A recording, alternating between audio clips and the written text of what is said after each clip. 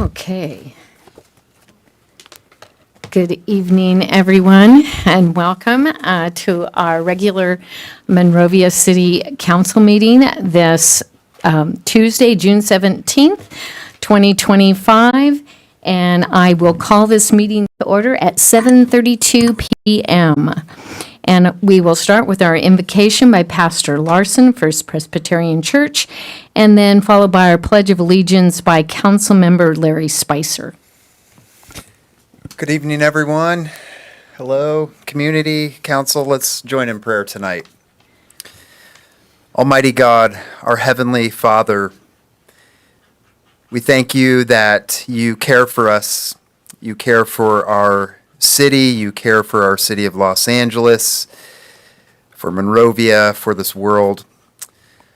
God, even as tonight we gather and may have a sense that of global unrest or local unrest, we thank you that you offer your peace to us and you offer your care and assurance that you love this world and you are with us and you have not left us on our own. We thank you for hope. We thank you for the hope that is in Christ Jesus. Lord, we pray that you would give our city and our council, all who serve our community, a spirit of wisdom and love and justice. We pray for our council and we thank you for their good work. We pray that they would continue to promote wholeness and justice as they engage our community with compassionate hearts and integrity in their decisions. Lord, we pray that they would have a steadfast purpose and promote the well-being of all the people in Monrovia. And we do pray for the well-being of all people in our city. We ask that these summer months would bring refreshment and wholeness and fun to the people of Monrovia. Thank you for the gift that we can enjoy the foothills and the recreation and parks in our city. Thank you for all the efforts that have gone into the reopening of Canyon Park soon and for all those who serve our children and our youth in summer camps around the city. We do ask your protection and care for our city, our children, and our youth and their caretakers this summer. And we pray as we enjoy vacations and some rest in these months, we pray that you'd help us to remember that while we rest and while we let go of the important work that you call us to do, that ultimately you hold our world and our country and our city and our lives in your care. And we thank you for that, and we pray this through Jesus Christ our Lord. Amen. Amen. Please stand and join me in the Pledge of Allegiance to our flag. Ready? Begin. I pledge allegiance to the flag of the United States of America and to the republic for which it stands, one nation, under God, indivisible, with liberty and justice for all. Thank you, Larry. You're welcome. Okay, can we please have roll call? Council members Belden. Here. Jimenez. Here. Spicer. Here. Mayor Pro Tem Dr. Kelly. Here. And Mayor Shevlin. Here. We did have a closed session this evening, so I will call upon our city attorney, Mr. Steele, to report out. Thank you, Mayor. Prior to the meeting this evening, the council met in closed session, with regard to the two items on the posted agenda. All council members were present, gave direction to staff, and took no reportable action. Thank you very much. Moving on, then, we have our presentations. And first up, PR1 Pasadena Humane Pet of the Month. And we have Kevin McManus, Public Relations and Communication Manager, has Helga with him this evening. Good evening, Helga.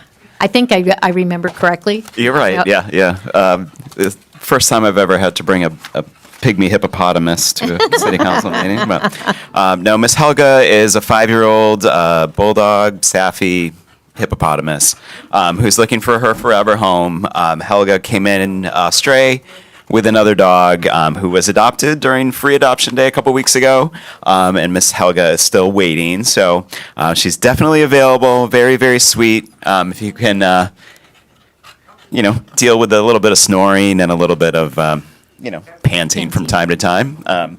she's definitely an amazing dog and great with great with people, great with kids. So can you tell us when our next free adoption day might be coming up? Yeah. Well, we have a big promotion coming up. The summer is always a very, very busy time for us. So mid-July, we're going to have, I believe it starts the 7th of July, something called the Hot Dog Summer. And all large dogs will be fee waived, and the promotion will run for about a week, with 10 days, something like that. But before that, we do have some really exciting things happening this week at the shelter. We're doing a free microchip clinic, so if any constituents need their dogs or cats microchipped, absolutely free. We cannot stress enough how important it is to microchip your pets. We had a little bit of a disaster in January, you may remember. We were able to successfully reunite a lot of animals during that fire because of their microchips. So if your pets are not microchipped, please make a free appointment. And we still do have appointments tomorrow, Thursday, and Friday. And I checked earlier, and there's still a lot of availability. Great. So definitely Well, take advantage of We'll, that. we'll come down and take a picture with Helga. Sounds good.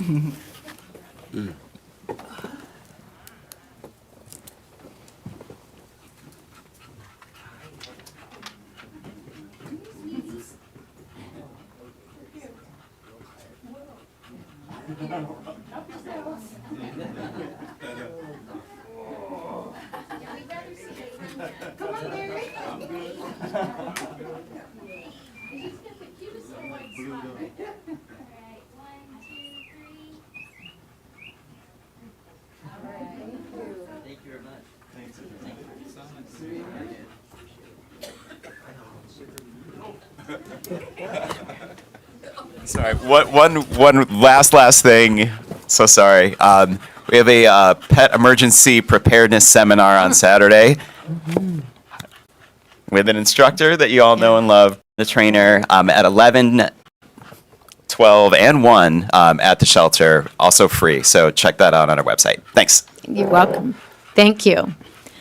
All right, moving on, PR2 proclaiming June 19th, 2025 as Juneteenth, National Freedom Day, and I've asked Dr. Kelly to read the proclamation, and since we don't have anyone to present the proclamation to, I've asked staff to please make sure that it makes its way to the library and it's in an area where people can view the proclamation. Okay, thank you, Madam Mayor.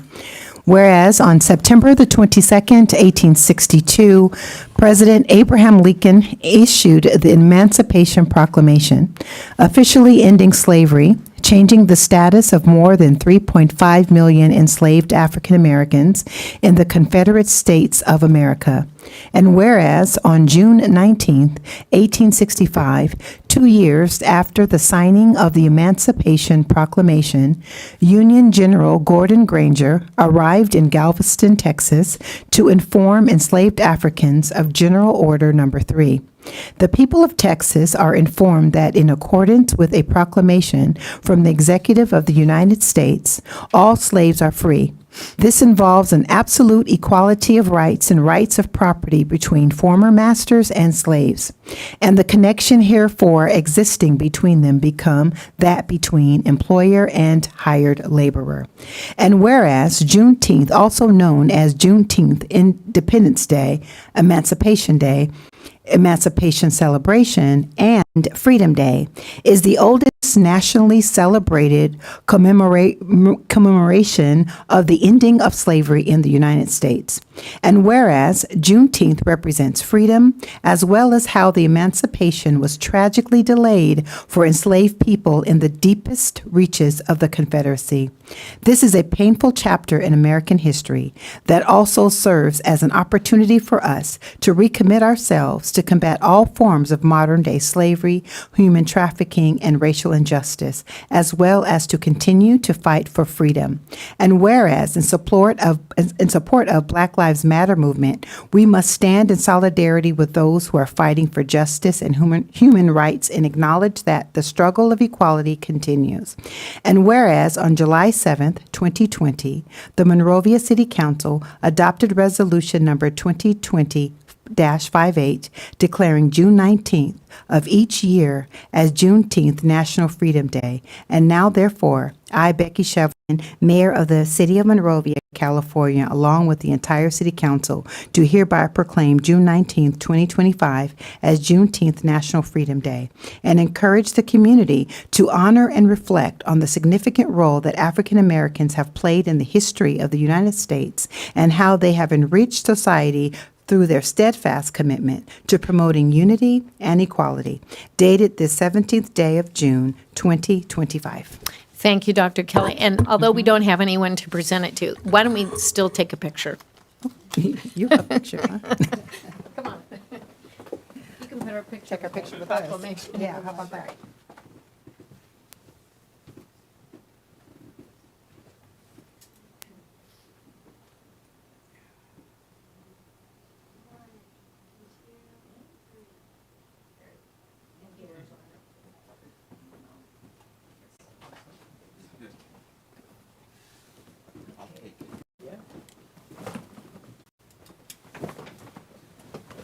Okay, last but not least on our proclamations, our presentations, we have proclaiming June 20th to 2025 as National Mosquito Control Awareness Week.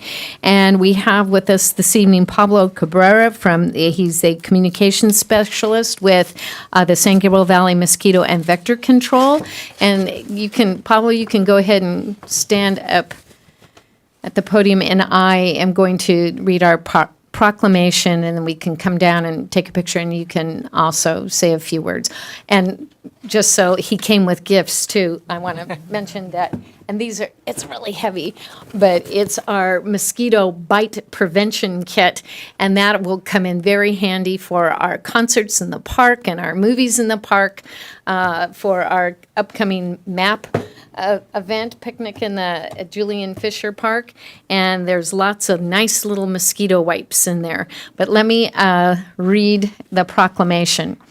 Whereas the American Mosquito Control Association is dedicated to preserving the public's health and well-being through the use of safe, environmentally sound mosquito control programs since 1935, and whereas the Los Angeles County Department of Public Health concluded that San Gabriel Valley communities accounted for 41% of LA County's West Nile virus human cases in 2021, and whereas excess numbers of mosquitoes decrease standards of living, diminish enjoyment of the outdoors, public parks and playgrounds, hinder outdoor work, and reduce property values, and whereas the threat of Aedes mosquitoes in our community increases, those are those little ankle biters that bite you all day long, in our community increases the risk of local outbreak of dengue fever, Zika, yellow fever, and chikungunya.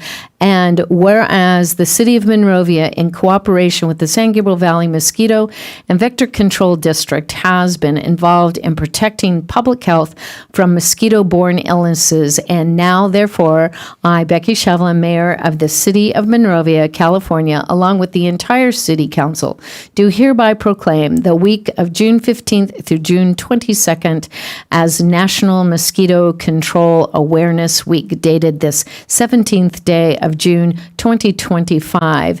And Pablo, I'll go ahead and let you say your words, and then we'll come down and take a picture. Awesome. Well, thank you so much.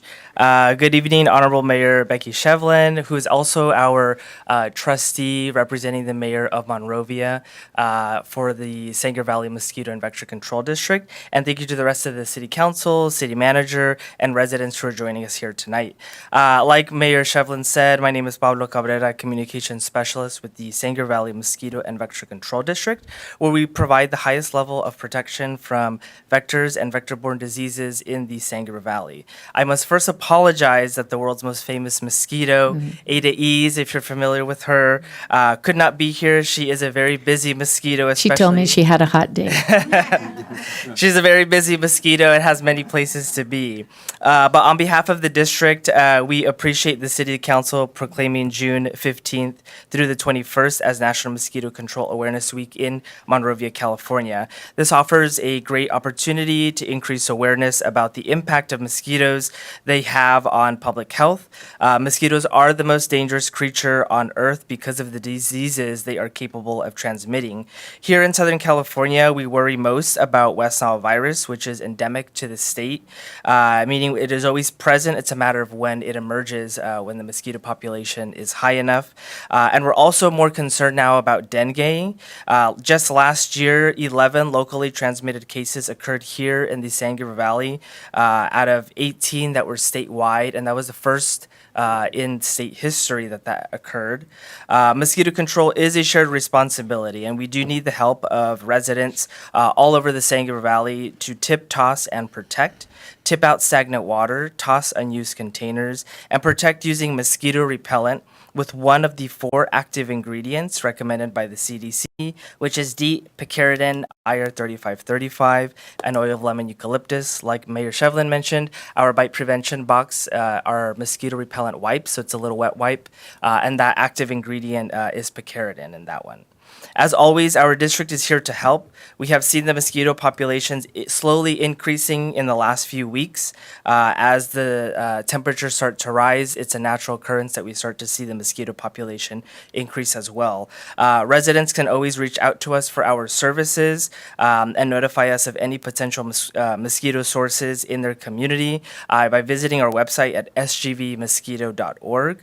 As a public health agency, we are funded through property taxes, meaning our services are of no additional cost to residents. So thank you so much for your time, and thank you for recognizing National Mosquito Control Awareness. You are very welcome. And I did want to mention, I've mentioned a few times here in council about problems with funding for the San Gabriel Valley mosquito and vector control for their fight against the spread of mosquitoes in the Eaton Canyon fire area. And it is looking better. We haven't secured those funds yet to cover all the work that's being done, but we are working very hard, and it's looking very hopeful that we will have the funds to carry on the work that's needed there, because all those empty swimming pools are nothing but big, giant mosquito incubators. So at any rate, we'll come down and take a picture. And thank you.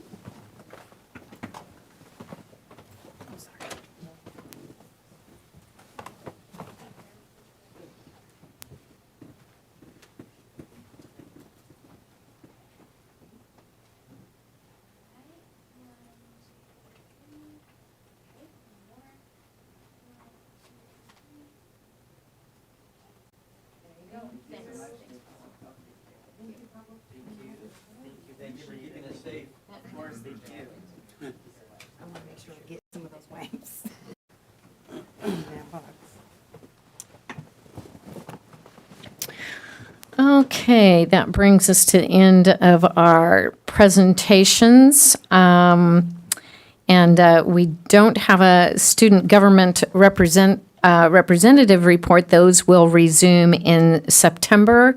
And we do have, in terms of the order of business, we don't really have any changes to our order of business, but I did want to mention, where's Lauren? Oh, there she is. For those of you that noticed that Mr. Feek is not here, he is on vacation, and we have our Assistant City Manager, Lauren Vasquez, sitting in, and so thank you very much, Lauren, for joining us. We do have one other item of change in our order of business, and it's to say happy birthday, Sergio! Thank you, Madam Mayor. You're welcome. So on the count of 3, let's sing happy birthday to Sergio. Happy birthday. Oh, okay, we got to light the candle. Oh, wow. Oh, wow. Is that ice cream? No. Oh, okay. All right. All right. right, 1, 2, 3. Happy birthday to you, cha-cha-cha. Happy birthday to you, cha-cha-cha. Happy birthday, dear Sergio. Happy birthday to you and many more.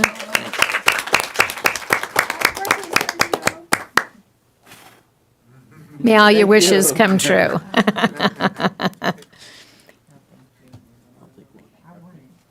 We can get him afterwards.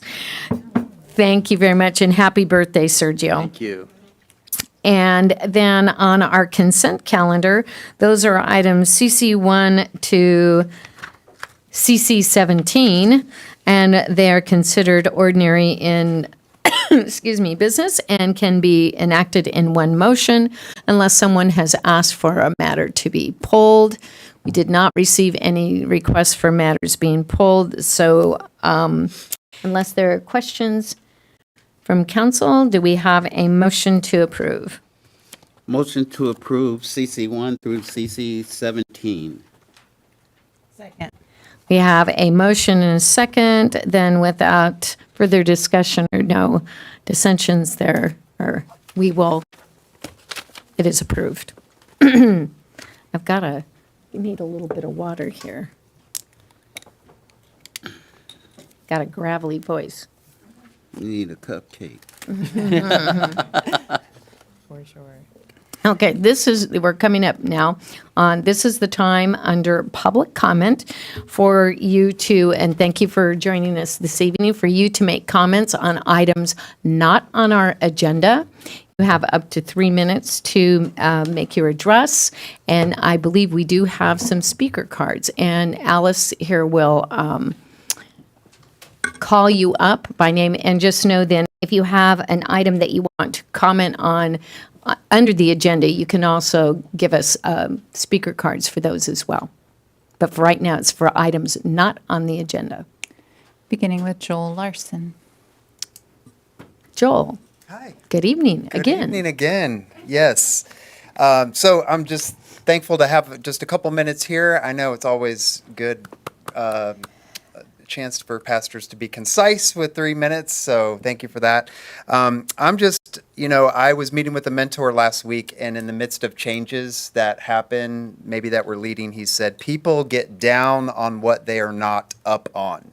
So I've been learning how to communicate, and so that's partly why I'm here, just to communicate to you a change that's happening in our community with our church. So if you have been eating at Basin 141, which happens to be my favorite restaurant, no disrespect to the other restaurants, but I love Basin 141. If you've been there, you may have seen an inscription on the corner building there that says the First Presbyterian Church of Monrovia was organized in 1888, just as the land boom of the 1880s in Southern California was about to collapse. The congregation struggled financially for 10 years before they were able to build their first church building at the location of Basin 141. And the land was a gift from the Studebakers of South Bend, Indiana, who had built a winter home in Monrovia, and the new church was dedicated in 1898 and served the congregation for 25 years. And then the church on Foothill Boulevard, right at the corner of Foothill and Myrtle, was completed in 1923. And when I moved to Monrovia that first year, we celebrated our 100-year centennial as First Presbyterian Church of Monrovia. But as we've just been discerning as a leadership team, we are so grateful to be part of this community for over 100 years. But we've just been discerning that it's time for us to help eliminate barriers or perceived barriers with the Presbyterian Church. We've also, friends of mine don't even know how to spell Presbyterian. So we said, we will continue to be a Reformed church in the Protestant tradition, but we've decided to rename our church and replant our church September 14th as Monrovia Community Church.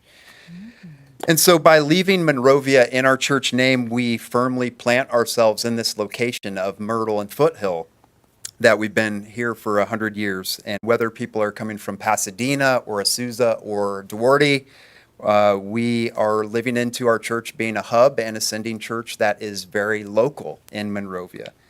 And as a community, when we say community, we truly are a community in our church, a family, but we are seeking to be more than that and to truly be a church for our community in Monrovia, and a church that really serves the needs and meets the pain points in our community. So less inclusive church up on the hill, more down where the community is, with the people, with the real pain points and needs of the city.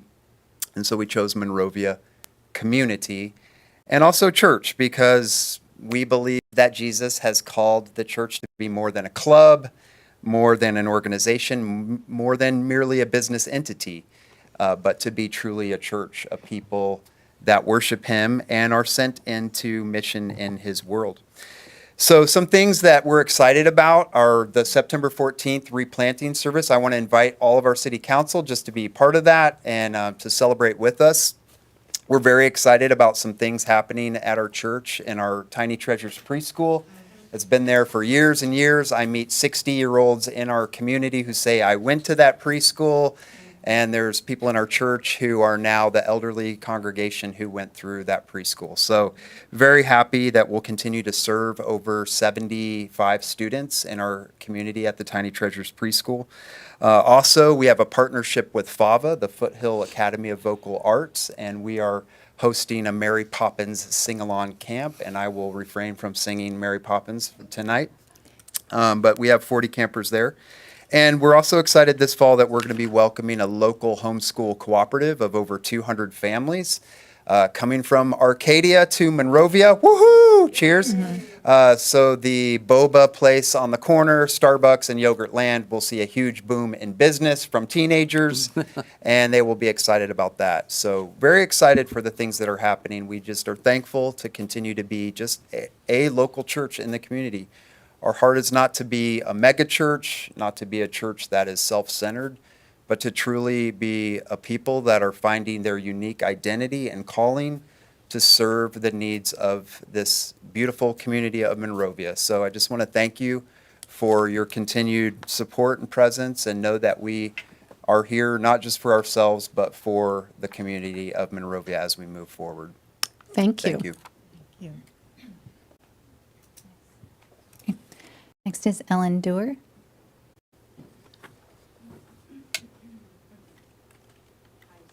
So I thought I had 5 minutes, so I timed this at 3.5. I might Okay, go over. go my 3 minutes. ahead. So my name is Ellen Dewar, and my comment revolves around the Gay Pride Proclamation that was announced last time we got together. You got together here. Oh, I can't see because of the glare. I had reconsidered my comments that I had prepared last time you met. Instead, I ordered a set of gifts for you from a group called Capital Ministries. They have a guide for elected officials called All in Authority, but they haven't arrived yet, so expect those somewhere on your desk in the next month or so. I believe what needs to happen here in this town is that you would follow the very stellar lead of every one of your esteemed founders in this town. Like no other city I've ever lived in before, this town reveres its founders, reveres its past. You're like Philadelphia, Gettysburg, and Plymouth Rock. You love your past and honor its founders. So to get back to their roots, I will be asking the city council chaplains who I've met, the Steves, to consider offering Bible studies with you in mind on biblical leadership. Because in 1887, every church on the map in Monrovia held to biblical standards, so much so that even saloons were outlawed. I know the city council wants to encourage a healing mindset that transforms individuals and families. I know you want to foster a unifying culture of participation and inclusion, but yielding to sexual freedom is not the way to go about that. Posting plaques around town that honor groups like ACT UP, that used fear and intimidation to get what they wanted, well, I don't think that's the Monrovia way either. I fear and intimidation and sexual free-for-all, that was the purview of Elias Jackson, Lucky Baldwin over in Arcadia. So I don't think William Monroe would have run things this way if he were here today. He would have preferred rather to do something a little more outside the box, opposite of Lucky Baldwin's lifestyle campaign, maybe. My current prayer for you and for all future city councils is that you would use June to proclaim something different, something genius and Jeffersonian, although Jefferson himself might have used this thing I'm about to propose, as you all well know, I'm sure, that would make William Monroe proud and all Monrovians proud. A proclamation that every shopkeeper up and down Myrtle would proudly display on their storefront. This creative proclamation would be able to rewrite history or at least reintroduce an abstract thought applicable to all men at all times. It would be unifying, non-controversial, encourage a healing mindset. It would transform individuals and families. Why not, instead of a gay pride proclamation, post an edict that says, we, the city, propose that each Monrovian during the month of June use extra caution against all forms of exaggeration and self-promotion and to endeavor to go for a whole 30 days without any form of dissembling or maligning the truth. That would be a city council officially challenging every one of us to do what is virtually impossible, tell the truth every day. I believe this could really catch on. I mean, there's a mindset here. The lying is a daily reality for all of us. It's everywhere. So I want to thank you for your inclusiveness. I want to thank you for giving us a nice home for the last 10 years. And I want to encourage you to remember this month and all year long to always tell the truth. Instead of my Mighty Oaks book that will be coming, where actually it's called All in Authority, I have one copy. You can give it to Alice. You can give it to Alice. Actually, I had an extra copy, that's what I'm giving to you. Oh, okay, great. Thank you. Way of presenting where I come from. Okay, thank you. Next is Ian Motkin.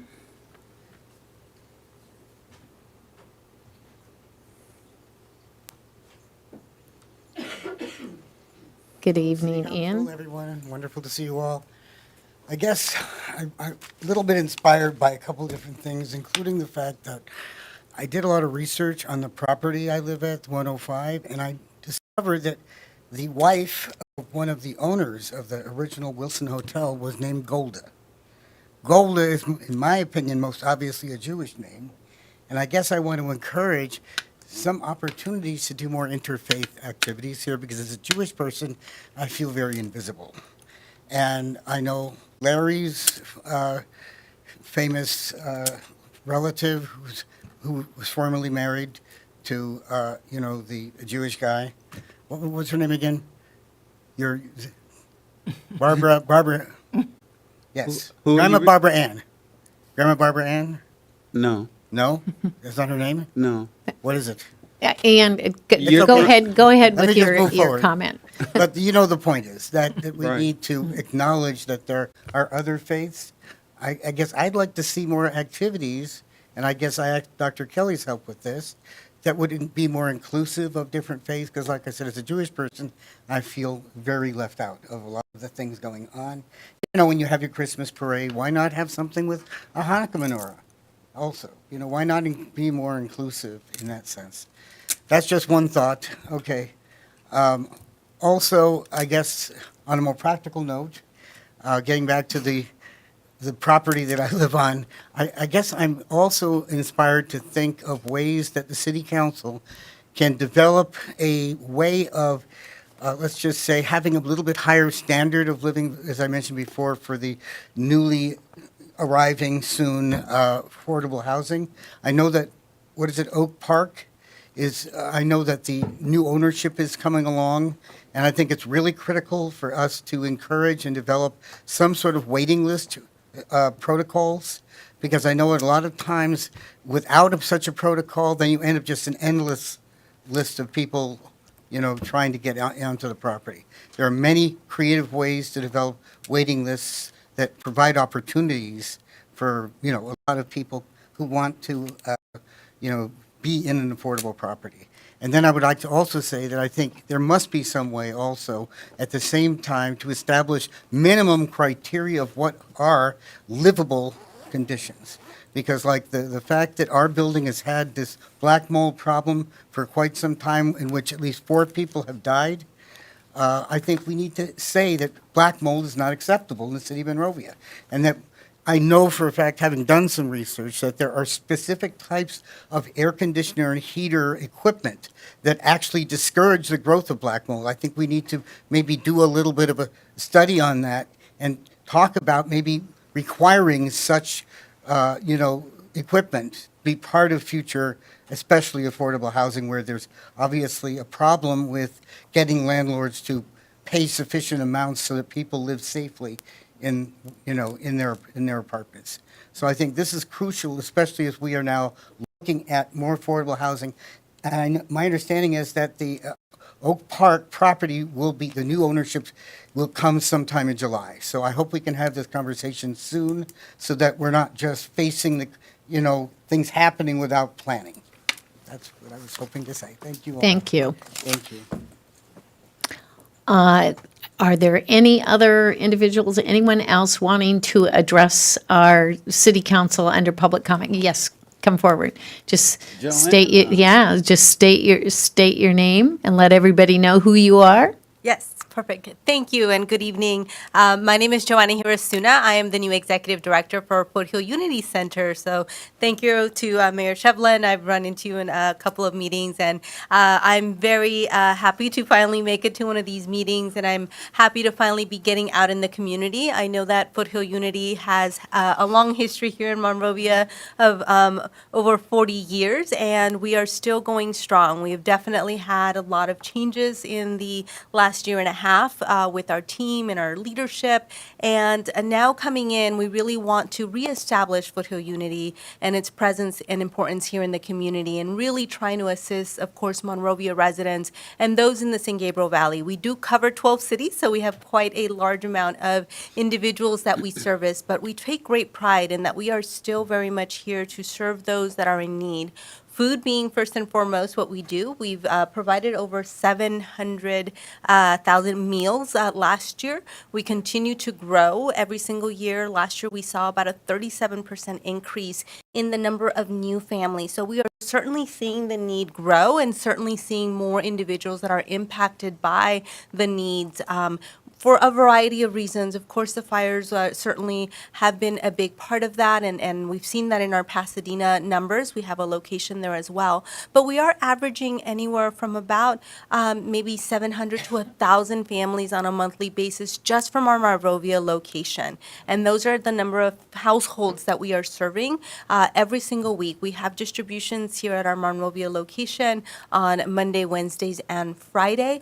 Thank you for the community support, for bearing with us on Chestnut, as I know that it is quite a bit of a long line there as well. But we're here to really serve the community, and we do it not just only with food, but we take it beyond that. We know that that's just one of the barriers, and we're also assisting with case management, with linkage to different services, to vision screening, health services, dental services, and being able to help families and individuals in more than just the food. Doing a lot of homeless prevention. Thank you for the city's support through its funding that allows us to specifically service our seniors here in the community, and moving forward also through specifically for seniors coming up in July as well, as we will be focusing on that. So again, I'm just here to express our gratitude to the community, to Monrovia City Council. Thank you, Mayor, for your support. We're here to really continue doing the great work. We cannot do it without the support of the community and our volunteers that really are such a great component to what we do. Also to Mr. Larry Spicer, because our board is very active in making sure that we are moving in the right direction. And I invite all of you to come at some point, if you haven't toured us, come and see what Foothill Unity Center is all about. So. And I know that you are always in need of volunteers, so please, the best way is to go to your website. Go to our website, foothillunitycenter.org. Please volunteer. We have a brand new app and trying to really get you set up, making the process very easy. So volunteers are always very much needed in order to fulfill our mission. So thank you. Thank you. Joanna? Yes, sir. Is it okay to share the exciting news? What may that be, Larry? Which exciting news? No? Oh, that's, yes, sure, if you'd like to, that's Yes, completely fine. Joanna is expecting. Oh, So I Yes, just wanted to say, congratulations. Thank you. publicly, congratulations. Oh, well, thank you. Yes, certainly interesting timings on things in moving into this role and expanding a family at the same time. But, who said that we can't take on more jobs than once? There you go. Thank you. Joanna. Congratulations. Thank you for all you do. Thank you so much. Okay, do we have anyone else wanting to address the city council on items not on the agenda? Okay, not seeing any, we will close that portion of our meeting and we will move on to public hearings. And we will start with PH1, confirming the levy and collection of assessments for the fiscal year 2025-2026 citywide lighting and landscaping maintenance district resolution number 2025-32. And we have Ray Bowman here this evening to present. Thank you so much. Good evening, Mayor Shevlin and members of City Council. The first public hearing item before you tonight is the confirmation of the levy for our citywide lighting and landscape district for fiscal year 25-26. As you're aware, this assessment provides funding for the maintenance of street lights and traffic signals, street trees, street median and parkway areas, and the Gold Hills Parkway areas. And each year, the city provides a review of the proposed assessment, which is part of compliance procedures required by law. These procedures include the following steps. The first is to initiate the proceedings and order the engineer's report, which was done on March 18th, 2025. The second is to review and approve the engineer's report, which was done on May 20th. The third is to acknowledge the intent to levy the assessment and set the time and place to conduct the public hearing, which was also done on May 20th. And fourth and lastly is to conduct the public hearing and confirm the levy of the assessment. This evening, we're looking to complete the fourth and final step, which is to conduct this public hearing and confirm the levy and collection of assessments for the upcoming fiscal year 25-26. As council is aware, property owners approved a ballot measure that allowed the city to collect a fixed annual assessment for the lighting and landscape district. For fiscal year 25-26, these assessment rates will remain fixed at their current rates and will not change. For example, a single-family dwelling unit located in Zone 1A will be assessed $56.23, which is the same assessment amount as the prior year. And if approved tonight, the county auditor controller will assess these rates on property tax bills for fiscal year 25-26.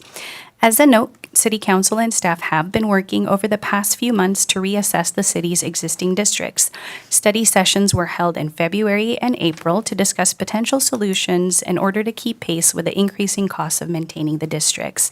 Staff will return at the July 1st City Council meeting to provide an outreach timeline and the next steps on that process, which is a separate process and does not affect the annual compliance procedures for the existing lighting and landscape district or the assessment to be levied for fiscal year 25-26 through the compliance procedures this evening. Based on the engineer's report for the existing lighting and landscape maintenance district, the total amount that will be assessed for fiscal year 25-26 will be $1,086,425. And at this time, staff recommends confirming the levy and assessment for fiscal year 25-26 citywide lighting and landscape maintenance district. If council approves, the appropriate motion is included in the agenda report. And that concludes my report. I'd be happy to answer any questions you might have at this time. Any questions of staff? Not seeing any, this is a public hearing, and we will open the public hearing now and ask, is there anyone wanting to come forward to speak either for or against or have comment on this item? Please, sir, come to the podium. Just if you could state your name, please. Tom Dewar.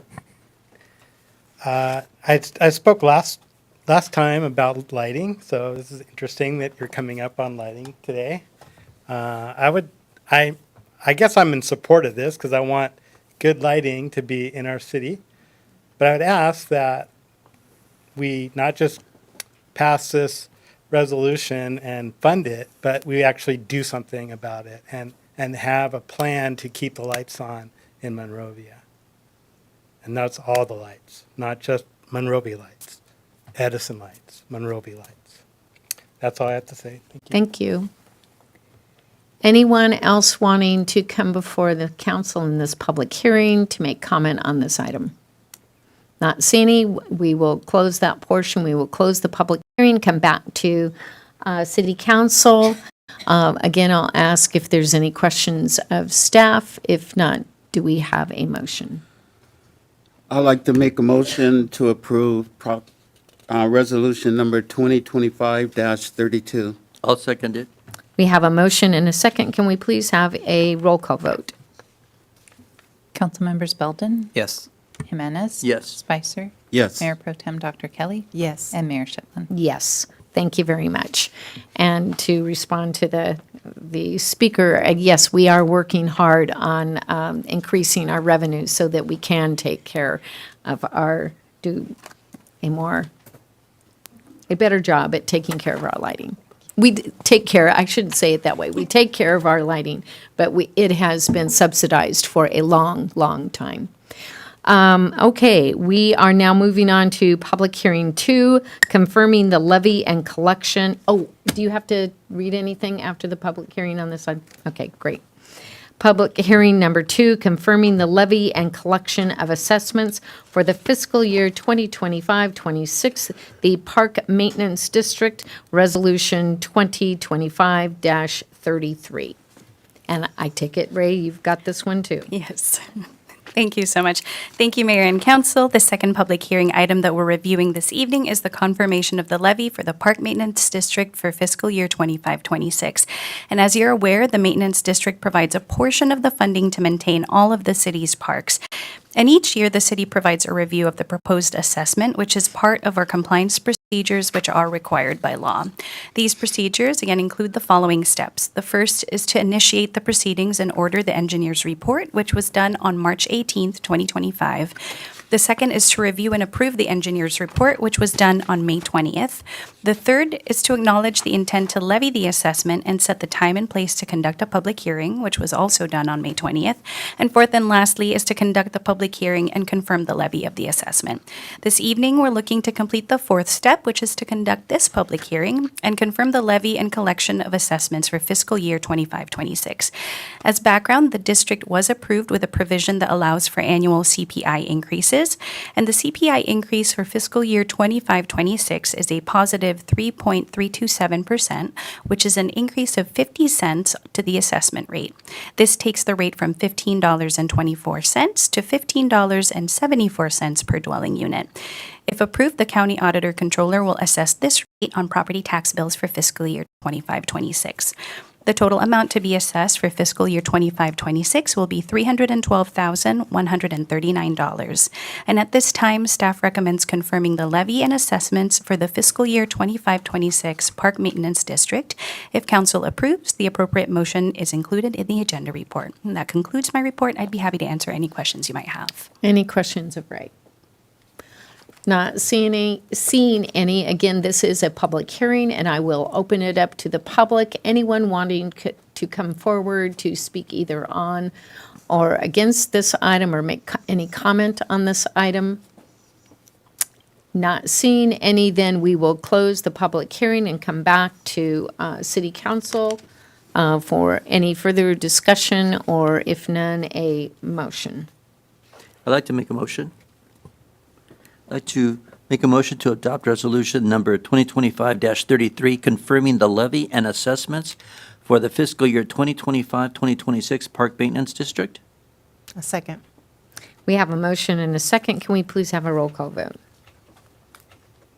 Councilmembers Belden, Yes. Jimenez. Yes. Spicer. Yes. Mayor Pro Tem Dr. Kelly. Yes. Mayor Shevlin. Yes. Thank you very much. Thank you. And then we will move on to our reports of city manager and staff. And does our assistant city manager have a report for us this evening? Yes, thank you. The city manager's directive is included in your agenda report packet, and I have no further updates to report. Okay. Then we will move on then to RCM2, update on reopening of Canyon Park. Tina. Look how happy she is. Look how happy we are. Yeah, good evening, Mayor and members of the council. It is my true honor to bring some exciting news to you all today. So, we wanted to report to you all and the entire community that after the Bobcat fire in 2020 and the 2 years of subsequent mud and debris flow, the park is scheduled to reopen on Friday, June 27th at 8 a.m. Woo! Yay. We're really eager to see our neighbors back in the park and enjoying the trails and the nature, but we did want to give you an update on all this. So first and foremost, we just want to thank the community for your patience as we did the work. We know it's taken quite some time and it's been a disruption of your normal life, but we think you'll be appreciating it when you get back in the park and you'll be able to enjoy all the enhancements that we've seen. In addition, we want to recognize the contractors, the volunteers, and the many staff who put hours and hours of work into renovating Canyon Park. So first, we want to thank the Poker Jack Corporation. They were our lead contractor throughout the project. We want to thank Merrill Johnson Engineering for their ongoing leadership as it relates to the engineering of the improvements. Of course, we want to thank our Canyon Park Trail crew for all their hard work. Even though we were closed to the public, they were out there every week making sure our trails were maintained and are in good shape. We have an amazing partnership with Managed Career Solutions. Through Councilmember Spicer's connection at the adult school, we were able to bring in this group of paid individuals who put 40 hours of work in the park at no cost to the city every week. And then we obviously want to thank our staff, not only the Public Works team, but the Canyon Park Trail crew or the Canyon Park Naturalists who've been up there continuing to protect our park over the last 5 years. And I think they are very excited to have the park open and be back to what their heart is doing the education and outreach. So we know this is a special place for so many, and we are anticipating a large community interest with this event. We know that there's many people who are eager to get back in the trails and to see the park improvements. But we really want to make sure that we manage this well in the effort to ensure that everybody has a pleasant experience as they return to the park. Furthermore, the habitat and the nature have been without a large number of people for quite some time, and so we really want to be thoughtful and not create a negative impact to our friends who make that their home. So in response to all that, we're looking to host 2 ribbon cuttings, and we wanted to give you some additional information about why we're doing this. So our first dignitary event, our first opening event, will be on Thursday, June 26th at 10 a.m. This is really our formal program where we'll have our dignitaries there, where we can recognize our key stakeholders in the project who really made the project possible.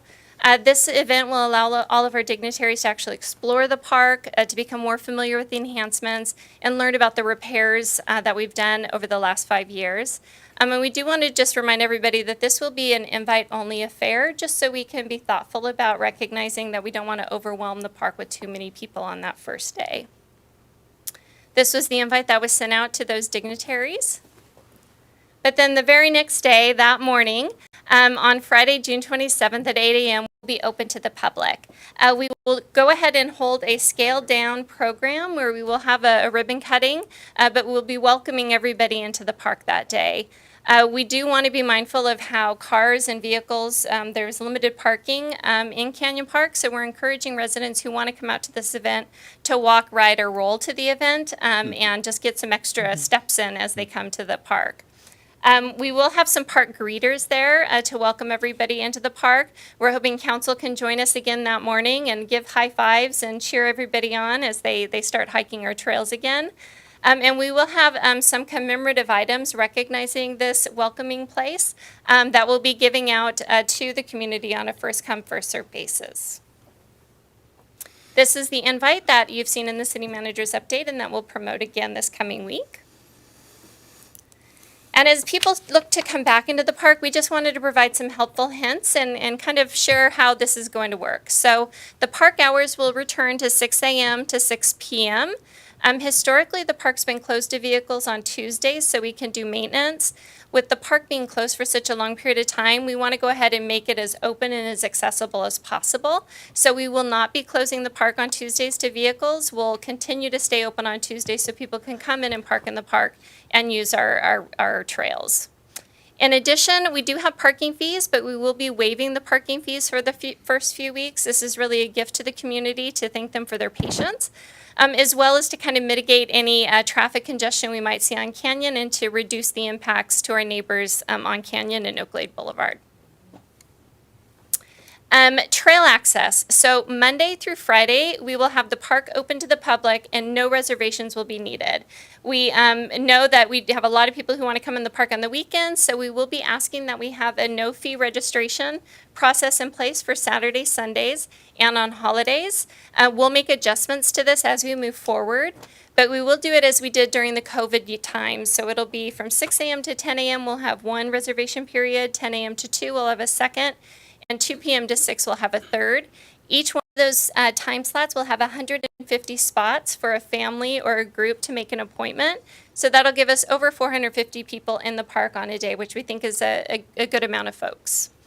In addition, we know we have many annual pass holders who their pass got suspended during COVID and then the Bobcat fire and then all the mud and debris flow. So we are going to contact all of those annual pass holders and let them know that we're going to go ahead and honor them for a full year through June 30th of 2026.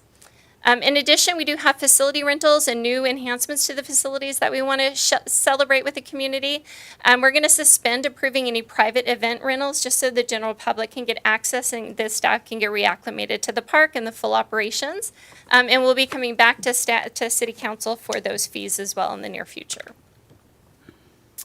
In addition, we have many events and programs that we'll be bringing back, so mark your calendars. On Saturday, September 6th, we will be hosting the return of the Fountain to the Falls Probably Run be the Walk. hottest So start your not drink right now. now. You can't wait. Not this time. We're also excited to bring back our family hike and camp out program in the fall, which is really exciting for so many families. We're thrilled to be partnering again with MUSD and bringing back our Ed Tours in fall of 2025. And then we'll also be bringing back the Kids Craft in the Canyon this fall. And many more things will be coming your way. We also just wanted to highlight some enhancements that the public might see as they enter the park. Some of these are a little bit more subtle, so we want to just take a minute to explain. So first, you'll see a new-looking fence along the wash on the Canyon Park entrance trail. Previously, the fence had barbed wire on top, and it didn't have a top barrier. So as bears would try to climb over, they could get snarled in some of the barbed wire, or the fence would fail. With the mud and debris flow, a lot of that fence went away, and so we've replaced the fence with no barbed wire, but with a top bar. So our bears and our friends in the canyon can get back and forth into the riverbed. In addition, we've expanded picnic areas in the lower parking lot area, as well as the cabin lot. We have a newly enclosed climate control kiosk, welcoming space for all our volunteers and staff to be protected from the elements as they greet our guests as they come into the park. We've been able to expand the parking from 87 spots to 111 spots. This is not new asphalt or new concrete. This is areas that were unearthed as a part of the process, and we're able to capture that for additional parking. This also added enhanced ADA access throughout the park, even at the cabin. We have new creekside picnic areas and meditation platforms that we're really excited to see the community engage with. And one of the really great things that the team has gotten excited about is we've developed a greenhouse. So we have a greenhouse now up in Canyon Park growing native trees and shrubs from Canyon Park to repopulate when needed down the road. And I'm happy to report that we have over 40 oak seedlings that are ready to plant in the near future, and those came right from Canyon Park. So we're going to be giving back to our park what it gave us. In addition, we have our new educational amphitheater, which will come in handy for many things, including our educational tours. We have new picnic tables, new information kiosks, thanks to our partnership with Empower. We have new barbecues throughout the park. All the restrooms have been renovated, so they have gotten a really nice facelift. The Nature Center is almost done with its renovation, which will have new added features and enhancements for the community. Fireman's Flat has been regraded to make it easier for people to access and to have small groups gather. We have fiber in place now. They're actually doing the work this week to install Wi-Fi, so everybody should have good Wi-Fi when you're up there enjoying the park or you're renting a facility. We have taken the entire park off septic tank and moved it to connecting to the county sewer, which is an improvement and enhancement. And we've updated the water tanks and connected it directly to a pump house so we can have clean and reliable water in Canyon Park. And we've done significant construction related to stormwater control to avoid any future floods. So not only did we repair what was there, but I think we did a really great job in enhancing the amenities and the infrastructure. So with that, we look forward to seeing you out in the park, and I'm happy to answer any questions. Any questions of Tina? I think we're just all so excited and can't wait to see the finished product. It's exciting. Any comments? This is excellent. Yep. Wonderful. you. Thank you. Thank you, Tina. All right. Then we are now moving on to our reports of city council members. I will start off with Mr. Belden. Thank you, Madam Mayor. Just a couple of events that took place last week.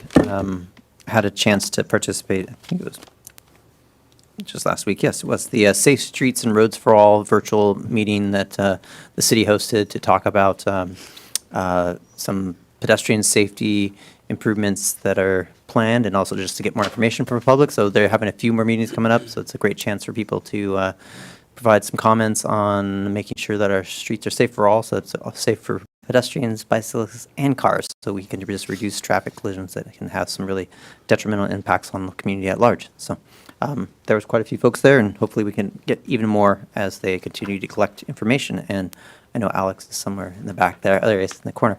If you have questions, you can ask Alex. It's fine. There was anything else I wanted to highlight. Just one other, I guess, item that I know is on many of our minds. There's a lot going on right now, but I just wanted to just kind of express a personal opinion, at least a little bit here, that and I'll just read something here for it, but just deeply saddened and troubled by many of the recent immigration raids that have taken people that, by and large, are not violent criminals. Probably more than 90% are not violent criminals. And some are even U.S. citizens recently. This looks more, and unfortunately, like racial profiling. And this action could happen to your coworker, a parent of one of your children's friends, one of your employees, or one of your friends and family members. I, like many Americans, am part of the story of immigration to the United States, to seek a safer place for my family and community and children, to seek a place to work hard, to seek a place for better future, and a land of opportunity and freedom. That's the United States. It's a place that has welcomed people from all over the world to build a better country. It hasn't always been easy, and right now it seems really, really hard again. But we must remember that we are all seeking the same thing in this nation, and that is the one thing that unites us all. We all want a safe community for our family, a good job, a better future, and for us and for our children. Now is not the time to let people try to divide us and tell us who we should fear or that we should fear each other. Dr. Martin Luther King said that men hate each other because they fear each other. And they fear each other because they don't know each other. They don't know each other because they often are separated from each other. So now is the time for us to get to know each other. To work together to solve our country's problems is not a time to let others sear hate and division into our minds. We need to love our neighbors. We need to get to know our neighbors. And hate has no place in our community. Thank you. Thank you. And Mr. Spicer. Yeah, thank you, Madam Mayor. Just a reminder that every Friday this summer, from 5 p.m. until 9:30 p.m., we have free activities and food for teens at Library Park. It's a great, safe, and welcoming spot for the youth to enjoy Friday nights. This coming Sunday at Station Square, the Blues Breeze Band will be playing, and it'll start at 7 p.m. They're a great band that plays all the old Motown hits. Also, I'll be attending the Pomona Station dedication on the light rail, and that's on the 20th from 1:30 to 3:30. If anyone would like to know the address, it'll be in the city manager's update. Also on 6/21, Laverne Station dedication will be going on at from 10 to 12 p.m.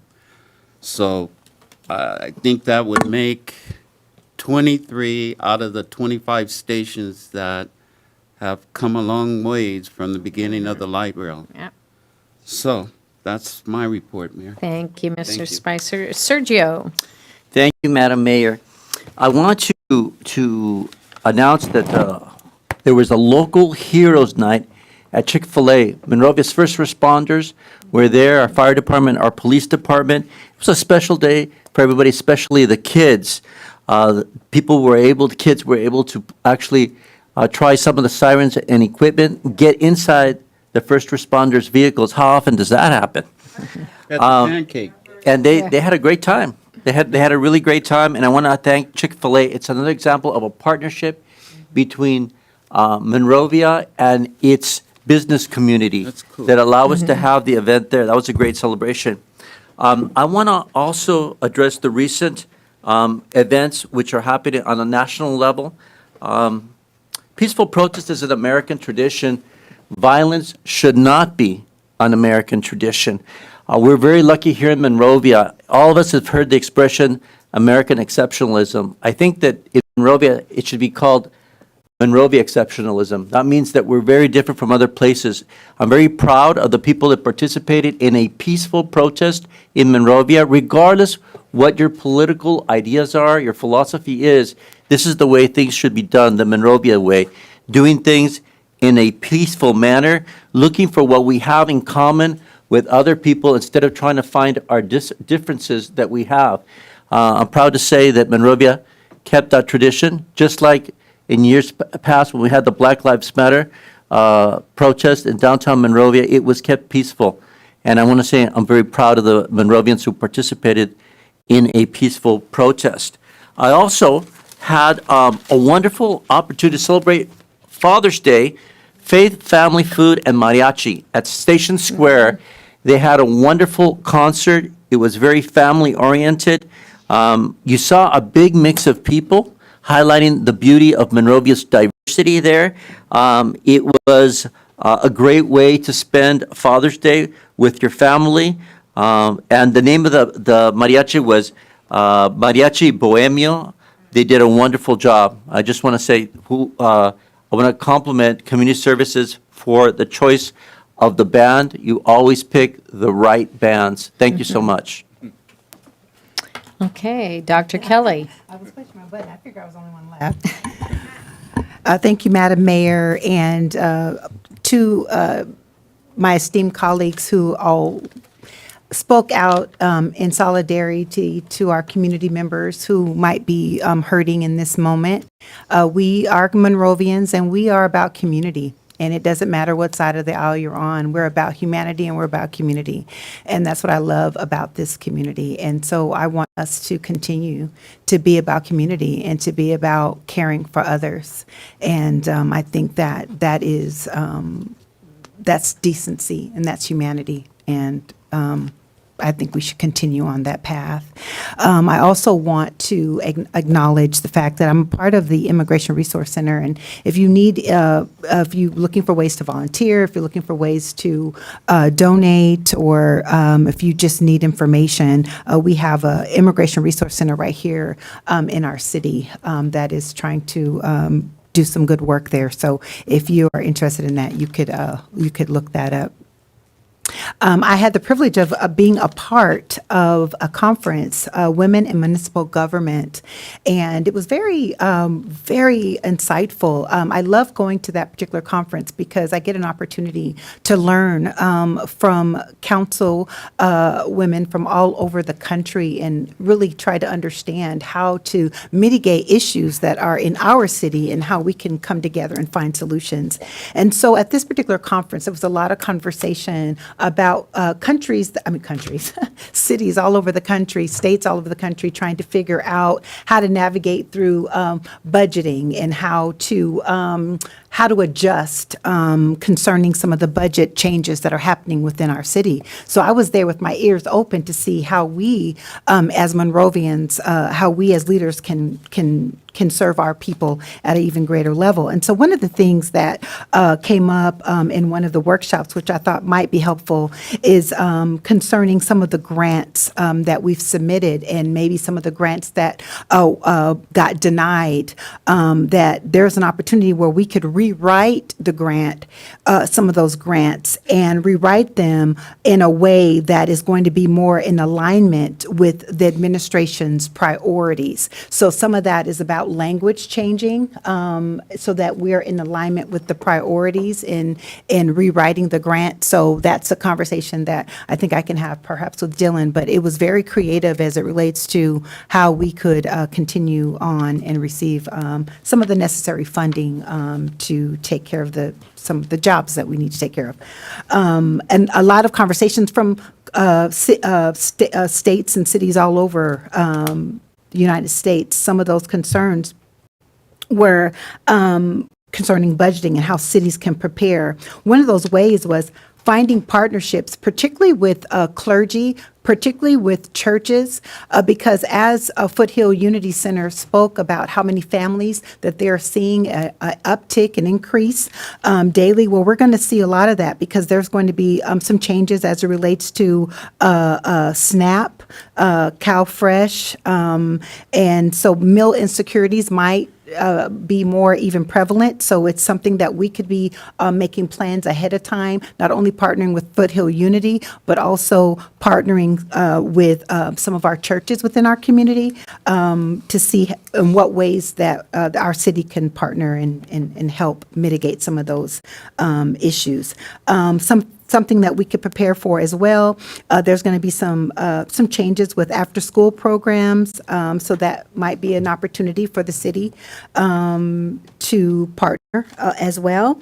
And these are things, as a list, but ways in which we could help. One of the things that came up was care for the elderly. And I really appreciated a lot of the work that we're already doing, but we have to be prepared because of some of the cuts that's going to be happening with them. It might be affecting their heating and cooling support. So as the community center, we might be thinking about ways in which we might be available to allow elderly to come at certain points of the day, as we already do, but just something to be thinking about ahead of time. So, yeah. So anyway, I can go on and on. There's a lot of this, but so there was a lot. I learned a lot, and I will be talking with Dylan to try to see what ways in which we could be prepared as a city. I had a meeting, I'm on the Energy, Environment, and Natural Resource Committee for Council of Governments, and I'm going to say that report for our chief, Jeremy Sanchez. He gave a wonderful presentation, and I see that he's on the agenda today, so I'm going to save that for Jeremy.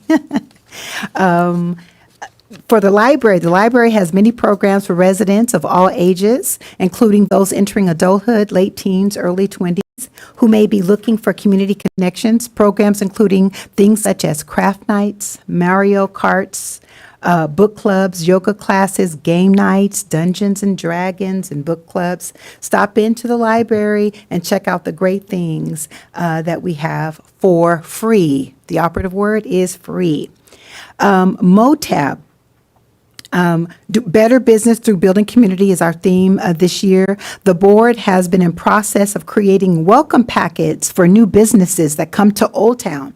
These welcome packets will have information about the city council, MOTAB, and Old Town Businesses District, all aimed at supporting the new businesses and addressing frequently asked questions, in addition to creating a connection in the business community. So with that being said, MOTAB sent me with a gift for council. Where did it go? Do I gotta follow 700 form or something? So you have to follow me with the gift, I hope. So there is a gift. This is from MOTAB. Oh, you guys don't have goodies in yours. Sorry. But the new businesses, it'll be full of goodies. You guys don't get it, but Oh, I think there's a pen in there. Is there a pen in there? There's a pen in Yes, there. I will give you a pen. I want the one you got. Oh, my. Take her back. Here you go. Yes, so we are going to make Trader Joe's jealous. Yes, we have our own bags here. This is for you, Sergio. Thank you. You are very welcome. And so I came bearing gifts. That's all I have, Madam Mayor. Thank you very much. Yes? Uh-huh. Sure. I just wanted to follow up with the comment I made at the last city council meeting about the CPA rates. I misspoke. So our CPA rates are not changing. We did adopt new rates, but you're not going to see an increase in those rates. So we were able to hold them. And I think it was basically but there'll be some adjustments over time, of course, but the rate increase, I said, CPAs are Clean Power Alliance for those of you that are signed up for your electrical system to get your power provided by them. So thank you for that clarification. Thank you very much. At any rate, yes, there's lots of things going on, and we always hear about complaints, and you very rarely hear compliments. But I wanted to mention a text message I got from Dr. Fellow from the Upper San Gabriel Valley Water District. At any rate, they had a workshop on landscaping in fire zones on Thursday. They had a great turnout, and he says, but I wanted to tell you what a great job Fire Chief Jeremy Sanchez did. He was a hit. So thank you, Jeremy, for being such a great, maybe he heard it out in the lobby there, but I wanted to make sure that I shared that with everyone. Yes, and talking about unity and bringing people together, I did have the opportunity on Saturday. There were so many things going on to attend the Baha'is Race Unity Day, and it was a very nice celebration at Recreation Park. And we honored Sandy Burd, which we understand that the correct way to actually pronounce her last name is actually, it sounds more like Baroud, but she said no problem, just you don't need to go into that emphasis on it. But at any rate, she was honored for all the work she's done, especially with our legacy projects and helping us to collect and remember our history, which is so very, very important and which does tie us together. And also the Jones sisters, Anna H. Jones and Sophia Jones, which just recently we had a big celebration on that, and they are buried at Live Oak Park Cemetery, and they were given gravestones, which all this time they had not had gravestones. And they were remarkable, absolutely remarkable women. And you can see there is a YouTube online telling their story, which is narrated by Sandy.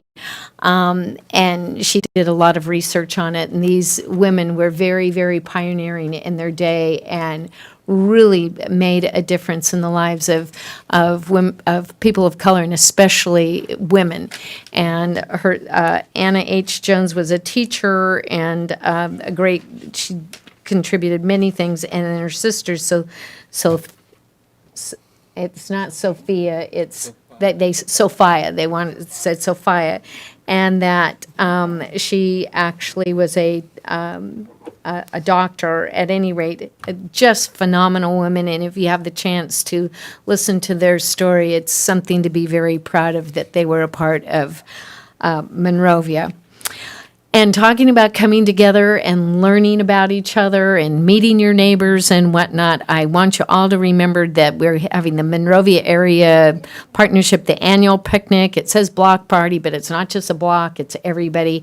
Come on down, and that's Saturday the 24th from 5 to 7 at Julian Fisher. There'll be free food, there'll be lots of activities and things. So please come out and support your neighborhood and meet all your neighborhoods and make a new friend. Then I wanted to mention that, let me see, Larry mentioned the concerts, and those have been at Station Square. We've got 2 more of those on the 22nd and 29th. And then after that, they come back on July 6th for another series of 6 concerts at Library Park. And so we're going to have music and dancing and all summer long. And to remember that we're better together. I did want to mention too, there was a comment earlier about inclusivity, especially regarding our churches and things like that. We do have an interfaith council that's very active.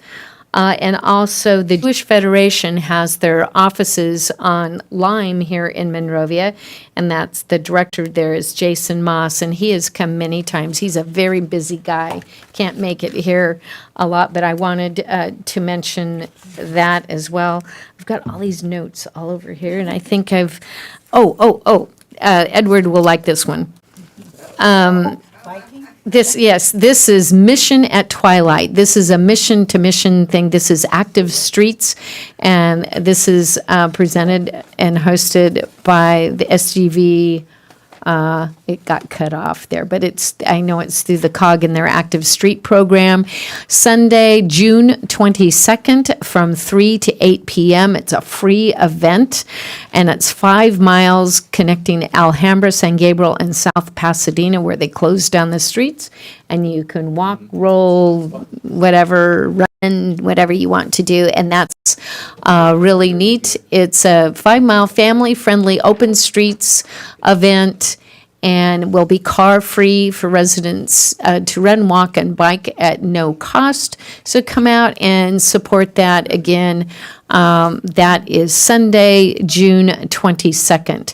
And I believe you can join in at any end. You can start in Alhambra, or you can start in South Pasadena, or you could start in San Gabriel or whatever.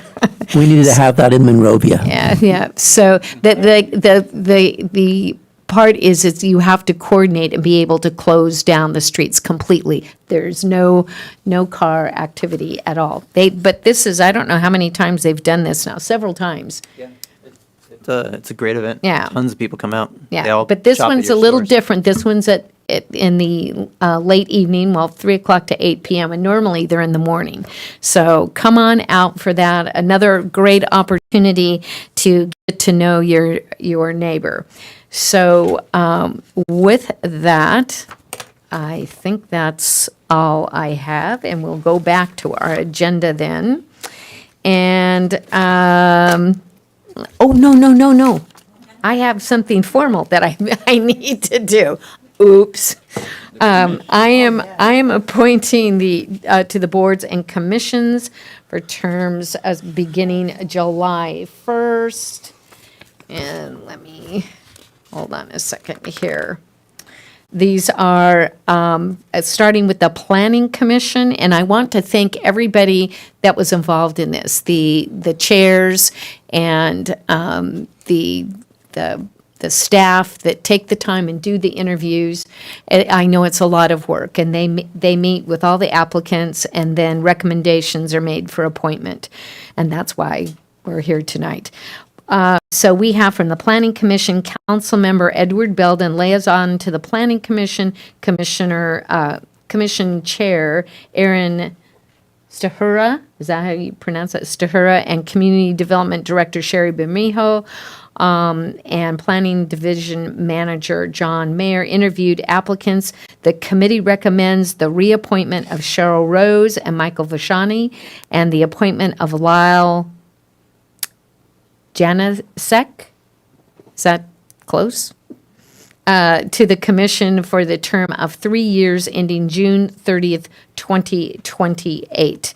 Then going on to the Historic Preservation Commission, applicants included incumbents only, following communication with council member Sergio Jimenez, liaison to the Historic Preservation Commission, and Commission Chair Mark Houston. Staff recommends reappointment of Brian Yamaguchi and Brian, no, he's still here. Thank you, Brian. And Penny Zook to the commission for a term of 3 years, ending June 30th, 2028. For Community Services, Councilmember Larry Spicer, liaison to the Community Services Commission, Commission Chair Gina Mills, and Community Services Director Tina Cherry, and Recreation Manager Rebecca Sandoval interviewed the applicants. The committee recommends the reappointment of Scott Eiler and Giangelo Leos, and the appointment of Jake Martinez to the commission for a term of 3 years ending June 30th, 2028. Library Board, Mayor Pro Tem Dr. Kelly, liaison to the Library Board, Board Member Mark Harvest, and Library Division Manager Carrie Vance interviewed applicants.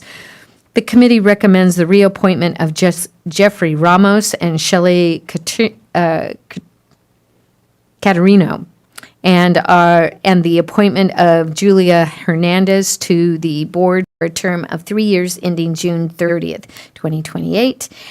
And not last but not least, the Monrovia Old Town Advisory Board, MOTAB, Mayor Pro Tem Dr. Kelly, liaison to the Monrovia Old Town Advisory Board, and Board Chair Ricardo Gerardo from Merengue. Community Services Director Tina Cherry and Recreation Manager Rebecca Sandoval interviewed applicants. The committee recommends the reappointment of Kristen Miller, Sean Spencer, Dan Wall, and the appointment of Diane Balsamo to the, Diane's coming back on, to the board for a term of 2 years ending June 30th, 2027. And unless, we don't have to have a formal motion for this, so unless there are any objections, I would like to accept all those recommendations for these positions.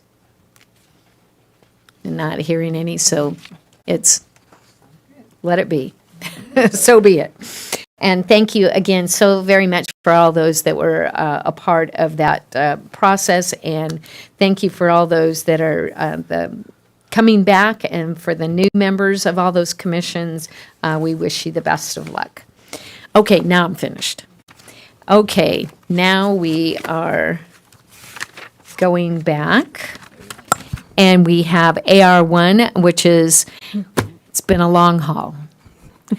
And I think we all want to thank staff for the absolute awesome job that you've done, the hard job that you have, and the number of study sessions we've had, and putting forth this budget information.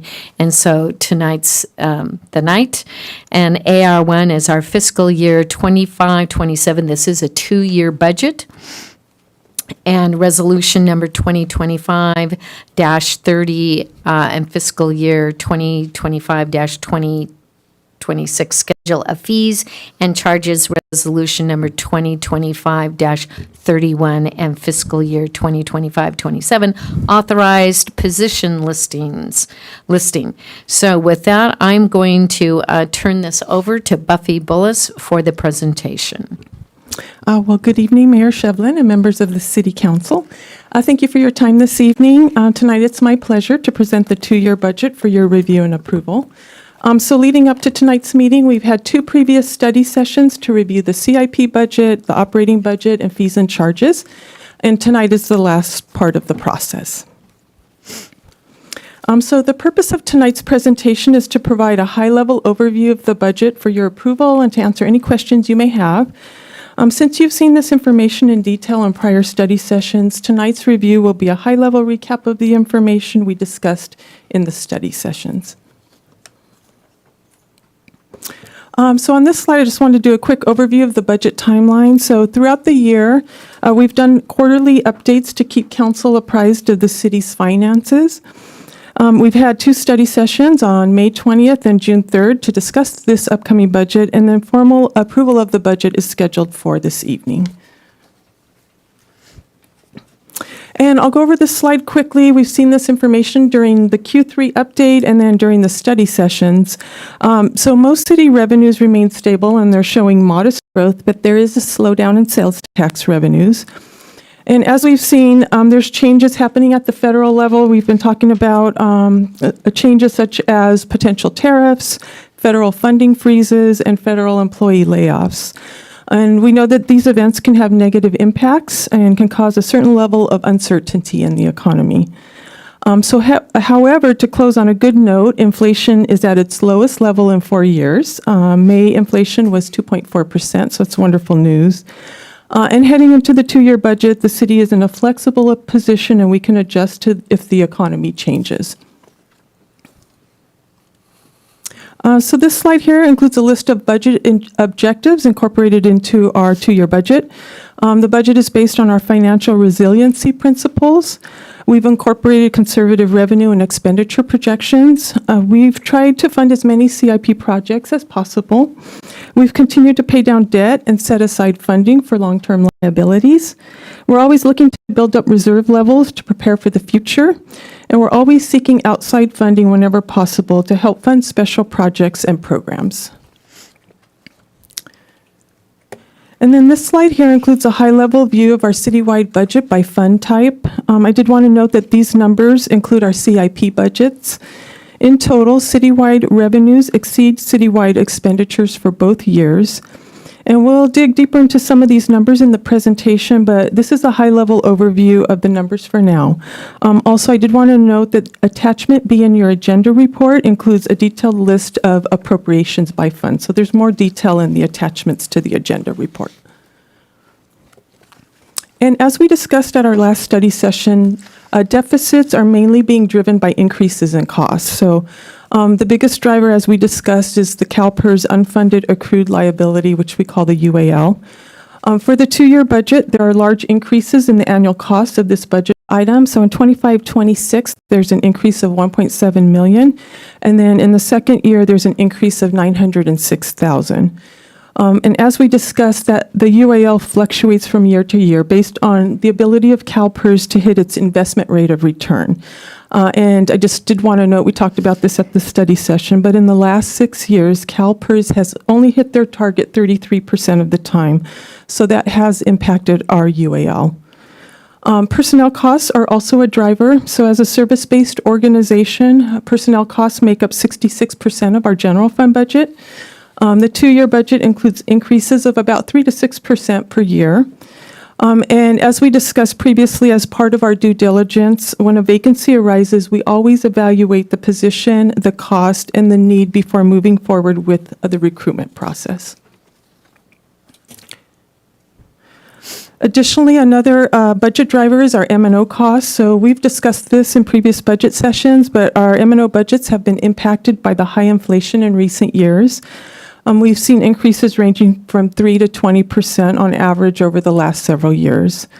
And then lastly, the decline in sales tax revenues is another driver. Sales tax revenues have decreased by about $1 million since our fiscal year 22-23, which is the city's highest sales tax year. So how did staff address these budget drivers when we developed the budget?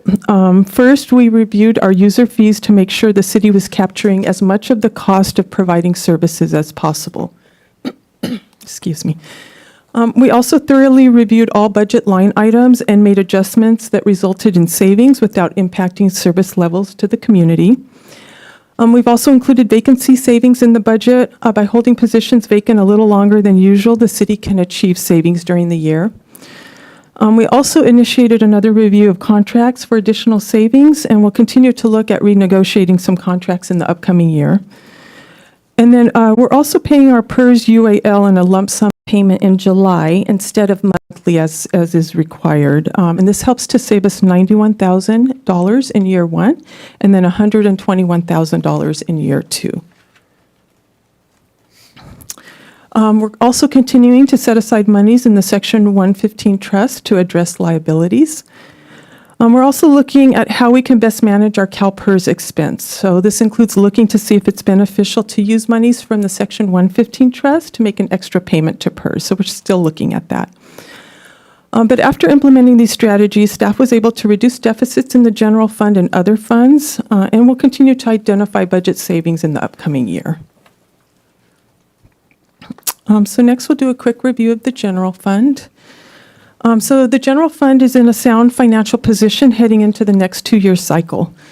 The budget includes a one-time PFAS settlement revenues of $3.67 million in year one and $0.14 million in year two that will be set aside in a separate general fund account.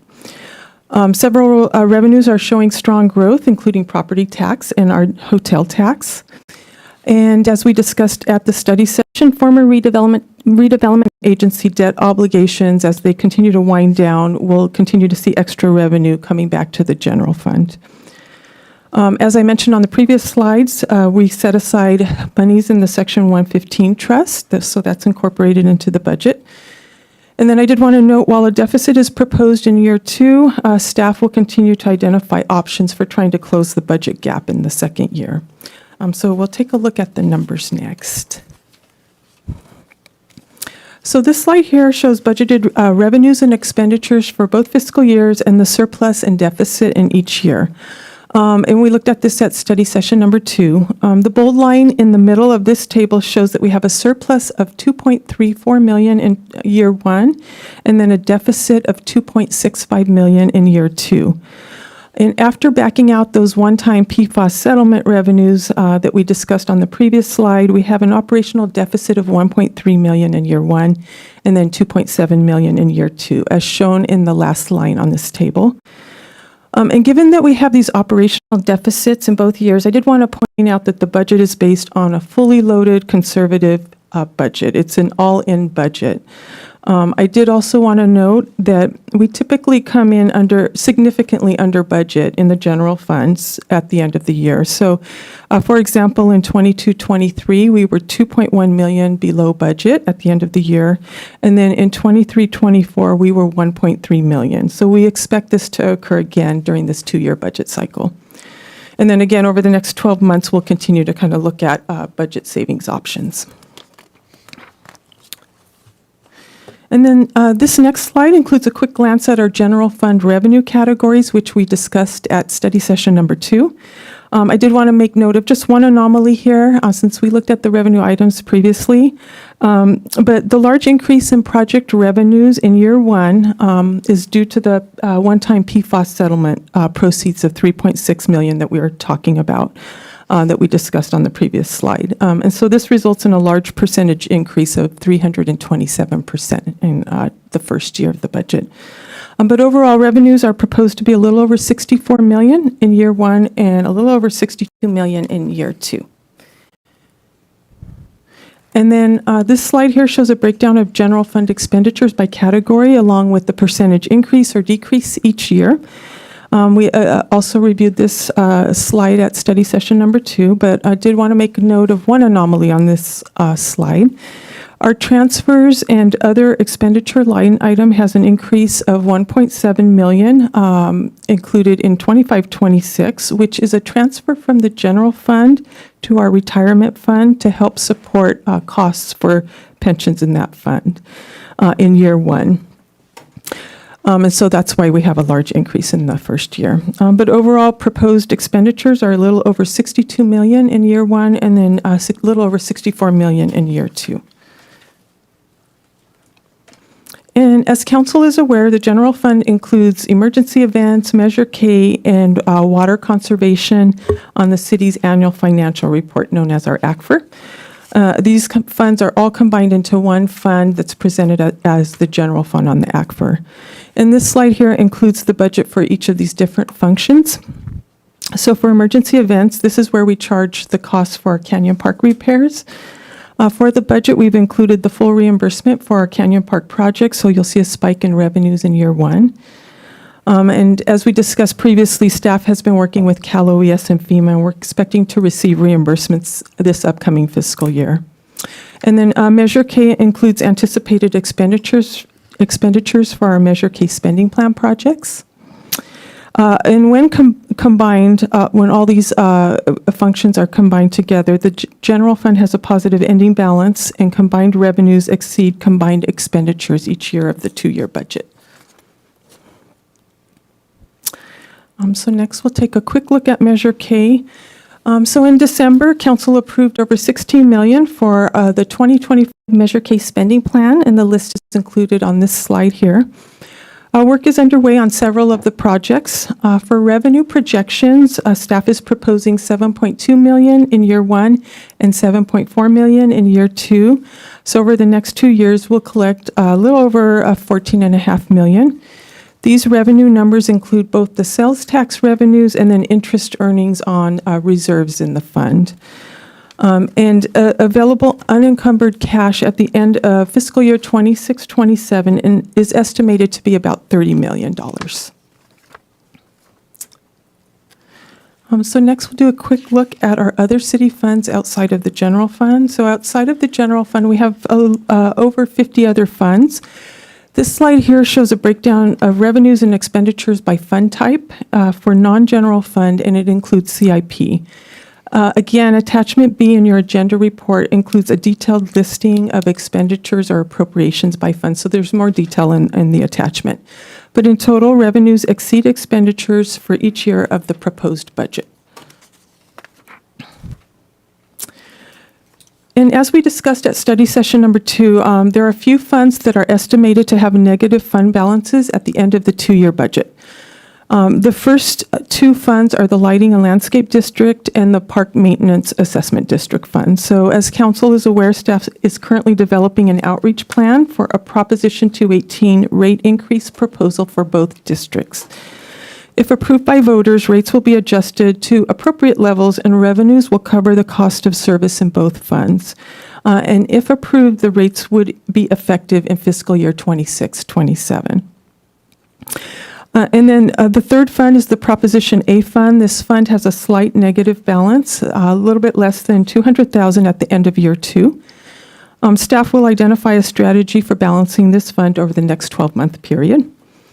And then lastly, we have several grant funds that will have minor negative balances. Because most grant funds are reimbursement-based, meaning that we spend first and then receive reimbursement afterwards, due to the timing of receipts, these grant funds have temporary negative balances that will clear out over time. So next we'll do a quick review of our fees and charges for 25-26. We reviewed our fees extensively at study session number 1. So we'll really be doing just a high-level review of the fees this evening. And I did want to note that attachment A in your packet includes a comprehensive listing of all the fees. So as part of the budget process, each department reviewed their fees and charges with the goal of recovering as much of the cost as possible. Our fee process is based on financial resiliency plan principle number 1, which seeks to protect general fund dollars and minimize subsidies to any funds that should be self-sustaining. And this includes ensuring that user fees cover the cost of providing services. As part of this review, staff identified several new fees, but overall, in our approach, fees are typically established by either statute or a comprehensive service delivery cost analysis, including a review of CPI. So we reviewed this information at study session 1, but I want to quickly review it again. So the average CPI for the 2024 calendar year was 3.3%. So staff assumed a baseline of 3.3% increase across the board for all fees. Departments then reviewed each fee to determine the appropriateness of the increase. Fees were then adjusted appropriately based on each fee's individual circumstances. And this slide here provides a summary of the proposed fee adjustment. So as you can see, 56.9% of our fees, all fees, are increasing by the recommended 3.3% CPI increase. So most fees fall within this category. And about 10% of the fees are increasing by more than CPI. Again, a comprehensive fee schedule is included in your agenda package as attachment A. We've also included it on the city's website for the community to review. And then next, we'll just do a quick high-level review of our CIP program. So during budget study session number 1, staff reviewed the comprehensive CIP plan with City Council. And as Council knows, the CIP plan is a planning tool that helps the city to maintain and improve its infrastructure and assets over time. And as we discussed at the study session, as part of the 2-year budget, all CIP projects were reviewed by staff with a special focus on timing and updated costs. Annual appropriations for projects are included in each year of the 2-year budget. And then throughout the year, updates will be provided to City Council during our quarterly budget updates. And the CIP program has been classified into 8 distinct categories as noted on this slide. And there are 38 different projects planned for the 2-year budget within these categories. And attachment D within your agenda packet includes a listing of projects included in the budget. The list includes both funded and unfunded projects. So for the funded projects, this is a list of projects that have available funding for the 2-year budget. Funding for these projects has been identified and has been included in the 2-year budget. And then for the unfunded projects, this is a list of projects for which funding has not yet been identified. These projects are not included in the 2-year budget, but staff will continue to seek funding for these projects in the upcoming year. Again, staff will continue to aggressively pursue outside funding for both funded and unfunded projects on the list, and we will continue to include CIP discussions as part of the quarterly budget updates with council. The 2-year budget includes appropriations of a little over $23 million in 25-26, and then a little over almost $4 million in 26-27. I did want to note that after budget approval, staff will be working on updating the 5-year CIP document. Councilmember Belton had asked about the book at the first study session, so I wanted to circle back on this, so we'll be working on that. And I also wanted to note that staff will return to City Council for formal approval of each project prior to implementation and award of contract. And then this slide here includes a quick budget summary and final thoughts. The 2-year budget is based on conservative revenue and expenditure projections, and we've included funding for as many CIP projects as possible. Managing the budget and addressing deficits will be an ongoing effort for staff. While there is some uncertainty in the economy, because the council has spent years building our financial position, we are able to be flexible and control outcomes. And as we move into fiscal year 25-26, staff will continue to monitor the budget and will return to City Council on a quarterly basis with budget updates. So thank you for your time this evening. If council approves, the appropriate motion is included in the agenda report. This concludes my presentation. I would be happy to answer any questions you may have at this time. Questions of Buffy?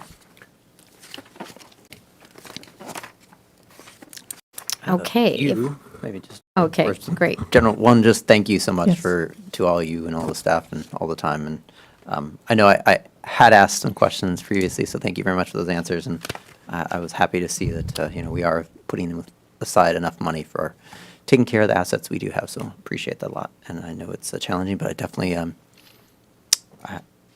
eager to see that we're going to be able to probably come in under budget on those general fund items, so we don't actually end up with that little negative delta. So appreciate that. And my last comment or statement is just I know we're not going to solve it today, but hoping we can make sure we add some CIP funding for that second year, since it's a little limited, and we probably need to make sure we're putting in some more capital improvement funds to those efforts when we figure out how to do that and where to do that. So thanks.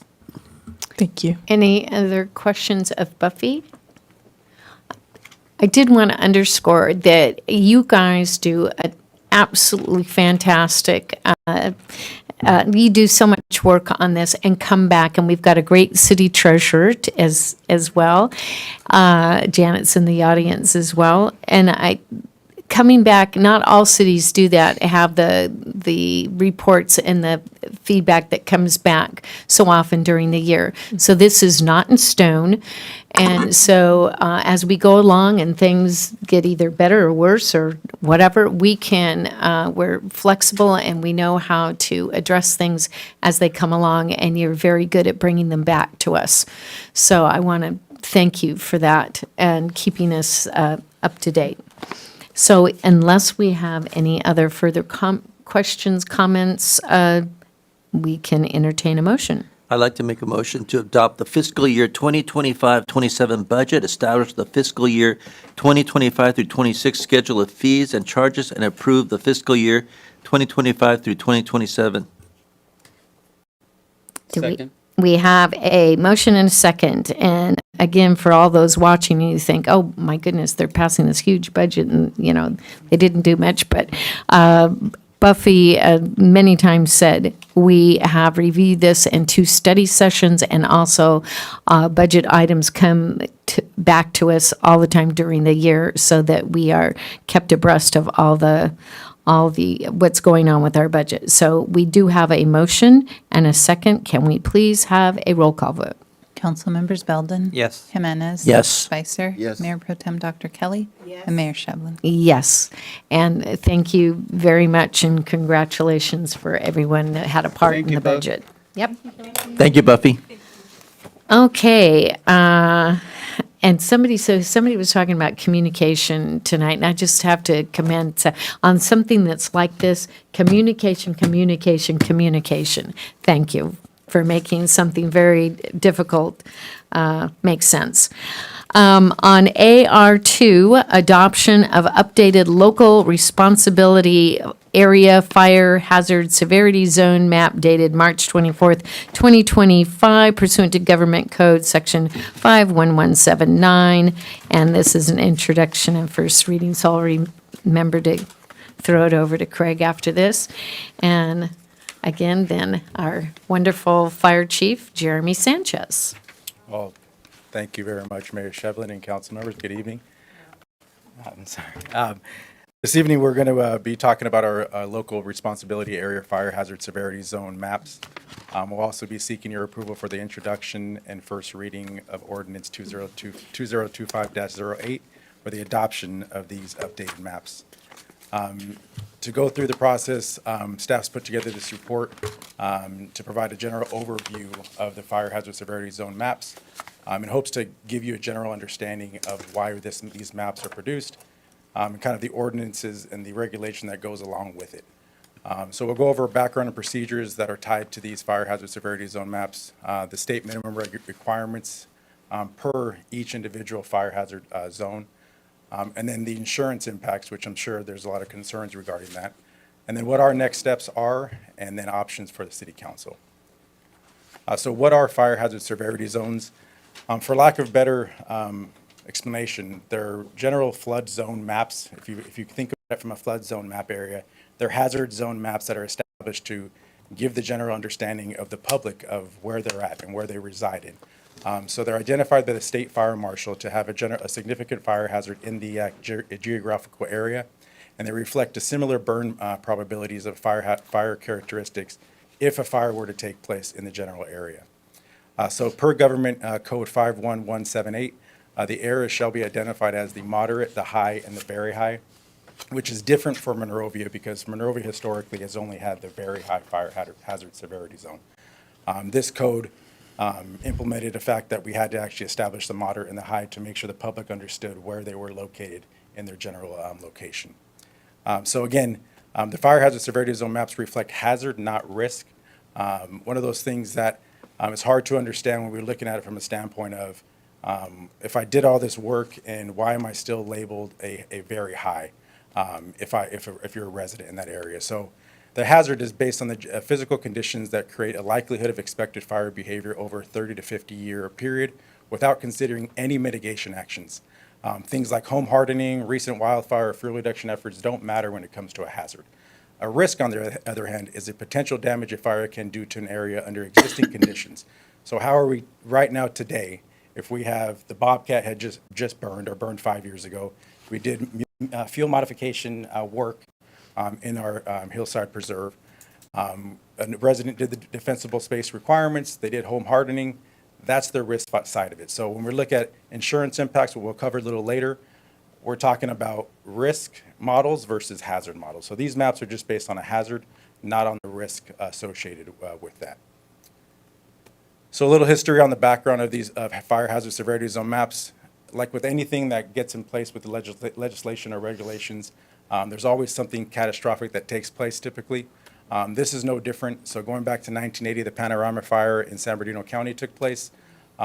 Much damage was caused from this fire. So in 1982, the Public Resources Code 4201 through 4204 mandated CAL FIRE to develop fire hazard severity zones in the state responsibility area. Now this is different because the state responsibility area is not what we're talking about tonight, but that's what started the process of these fire hazard zones. Moving forward to the Oakland Hills fires, a lot of people remember those fires that took place, or that fire that took place in 1991. And what was interesting about it is, when that fire took place, the neighborhood was not aware that they lived in a fire hazard area because it wasn't identified in the local responsibility area. So that fire happened, and as a result, Assembly Bill 337 passed. The Bates Bill was adopted, which mandated CAL FIRE to assess the fire hazard severity zones in the local responsibility area, which is identified up there as the LRA, and proposed recommendations for only the very high, which is how we have what we have now. So as years went by, 2017 Tubbs Fire in Sonoma County, which our city manager is very aware of, and the 2018 Paradise Fire that took place in Butte County. The devastation that took place in those communities triggered in 2021 AB 642 and SB 63, which required CAL FIRE to identify those moderate, high, and very high in the local responsibility area. And then in 2022, AB 211 made sure that we passed it by ordinance within a certain period of time. Again, what's really unfortunate about these things, catastrophe has to take place for something to be happening, just like we saw in Palisades and the Ian Fire. Something will come out of that. Hopefully good will come out of it so that we can make sure our communities are safe. So what we have now in Monrovia is our very high fire hazard severity zone, which was last updated in 2011. It identified only the very high fire hazard severity zone. There are 1,458 homes located in this zone now. Each one of those homes receives a defensible space inspection by our firefighters. And then these homes that are in this area have to abide by Chapter 7A of the building code requirements, which is put in place to make sure the homes are built in the right manner for the general area. Again, this has been in place since we adopted our maps in 2008, which they were pushed out as draft maps, and then they were finalized by the state in 2011. So this is what we lived by for the last 15, 14 years. What you see here is the map that we had adopted. If you notice on going west to east, the map dips below Hillcrest on that west end, and then kind of as you work your way east, follows the Hillcrest line, and then works its way over to Norumbega to establish that very high fire hazard severity zone. As we move forward to the updated maps that we're in now, the state launched this approach in early 2025. They did a 4-phased approach starting in Northern California and working its way down to Southern. Here in Southern California, we were phase 4 of the map release, which were released in March 24th of 2025. That triggered the timeline that we talk about. We have 120 days to adopt these maps by ordinance. And again, it did identify the moderate, the high, and the very high. So how are these zones determined? The best available science and data was used to develop the field tested model that served the basis for these zone assignments. The models evaluated the probability of an area burning and potential fire behavior in that area, and they took climate data from 2003 to 2018 it was used in this update. The factors include fire history, vegetation, flame length, blowing embers, proximity to wildland, terrain, and weather. And then one of the things that's important to note that they took the burn probabilities pushed up into 2020. So if you think about it from the standpoint, if we did not have the Bobcat fire, obviously things would be a lot different, but what would also be different is our risk. So when they take a look at this and they look at the fuel modeling and the fuel that is up there now, the burn scar of the Bobcat fire helps to make sure that we don't have the same fire if it would blow through here again. Hopefully we can work and push that away and it doesn't happen for another 50 years or never. But the likelihood that there will be another brush fire that comes through Monrovia, and we hope to actually have things in place to make it safer for our community. So currently, these are the updated maps that we're here to adopt or here to introduce. Again, the Government Code 51179 makes it certain that the local jurisdiction cannot decrease a zone, but it can only increase. So much like the building codes, what's pushed out, it has to be adopted, and you can only make it more stringent. We cannot pull it back in any area. Staff has reviewed these maps and feel very comfortable that what the state pushed out identifies the hazard to a acceptable layout there. We put together this map to kind of show a better understanding of where the parcels are. And if you can see what's interesting about that far east end, over by Torado and Sombrero, off of Lemon there. It doesn't show the Bradbury map, but Bradbury pushes down pretty low as the very high, so that red is like the very high fire hazard severity zone. The orange is the high and the yellow is the moderate. So as it pushes down in Bradbury is what gives us a moderate down there in that east end of our town. An overview here of what the impacts are. So 2008, we had 1,459 homes that were in the very high fire hazard severity zone. Today, we have 1,476 parcels, which account for 1,247 homes. So we will be inspecting 1,247 homes this coming year, currently starting right now as we're talking. And June 15th, we started those inspections. And then it outlined the high has 619 parcels, and the moderate has 754. Obviously, as you see over there in 2008, there are no high and moderate because they weren't identified at that general time. Quick overview of the requirements per fire hazard severity zone. They're very high. Everything you see up there, whether that be adopting the fire hazard severity zone map, the Chapter 7A of the building code, Title 14, the 200-foot defensible space, the real estate hazard disclosure, and the defensible space inspection, is currently existing. So those standards do exist, have existed for our properties in our very high fire hazard severity zone for the last 15 years, since 2008 when these regulations were pushed out. The high is something that we have not had identified in the past. So residents that are homeowners that are located in the high now will now have to abide by the Chapter 7A of the building code when they make a new construction or add on to their home. And then real estate disclosure, which is part of AB 38, which indicates that when the home is sold, they have to be told that they are in a hazard zone. And then they have to have a past defensible space inspection within the last 6 months. And then if you see the moderate, the really only requirement in the moderate is to identify that they're in a hazard zone. They don't have anything else that they have to do. It's just being notified that they are in the hazard zone and their home is now located in that area. Can I ask you, Jeremy, on the defensible areas, and I was going to wait until you're totally finished, but this is directly relating to that. How does that 5-foot thing that's out there So affect this? one of the things that's not up here, I think we touch on it a little bit in the insurance impacts, but the AB 3074, which is our ember resistant zone, the zone 0 that you've heard about. Right now, the state's currently going through an overlook and a workshops and everything about what's the regulation going to be, how are we going to apply it. So right now, nothing's been pushed out. There are talks at the end of 2025, there's going to be something pushed out.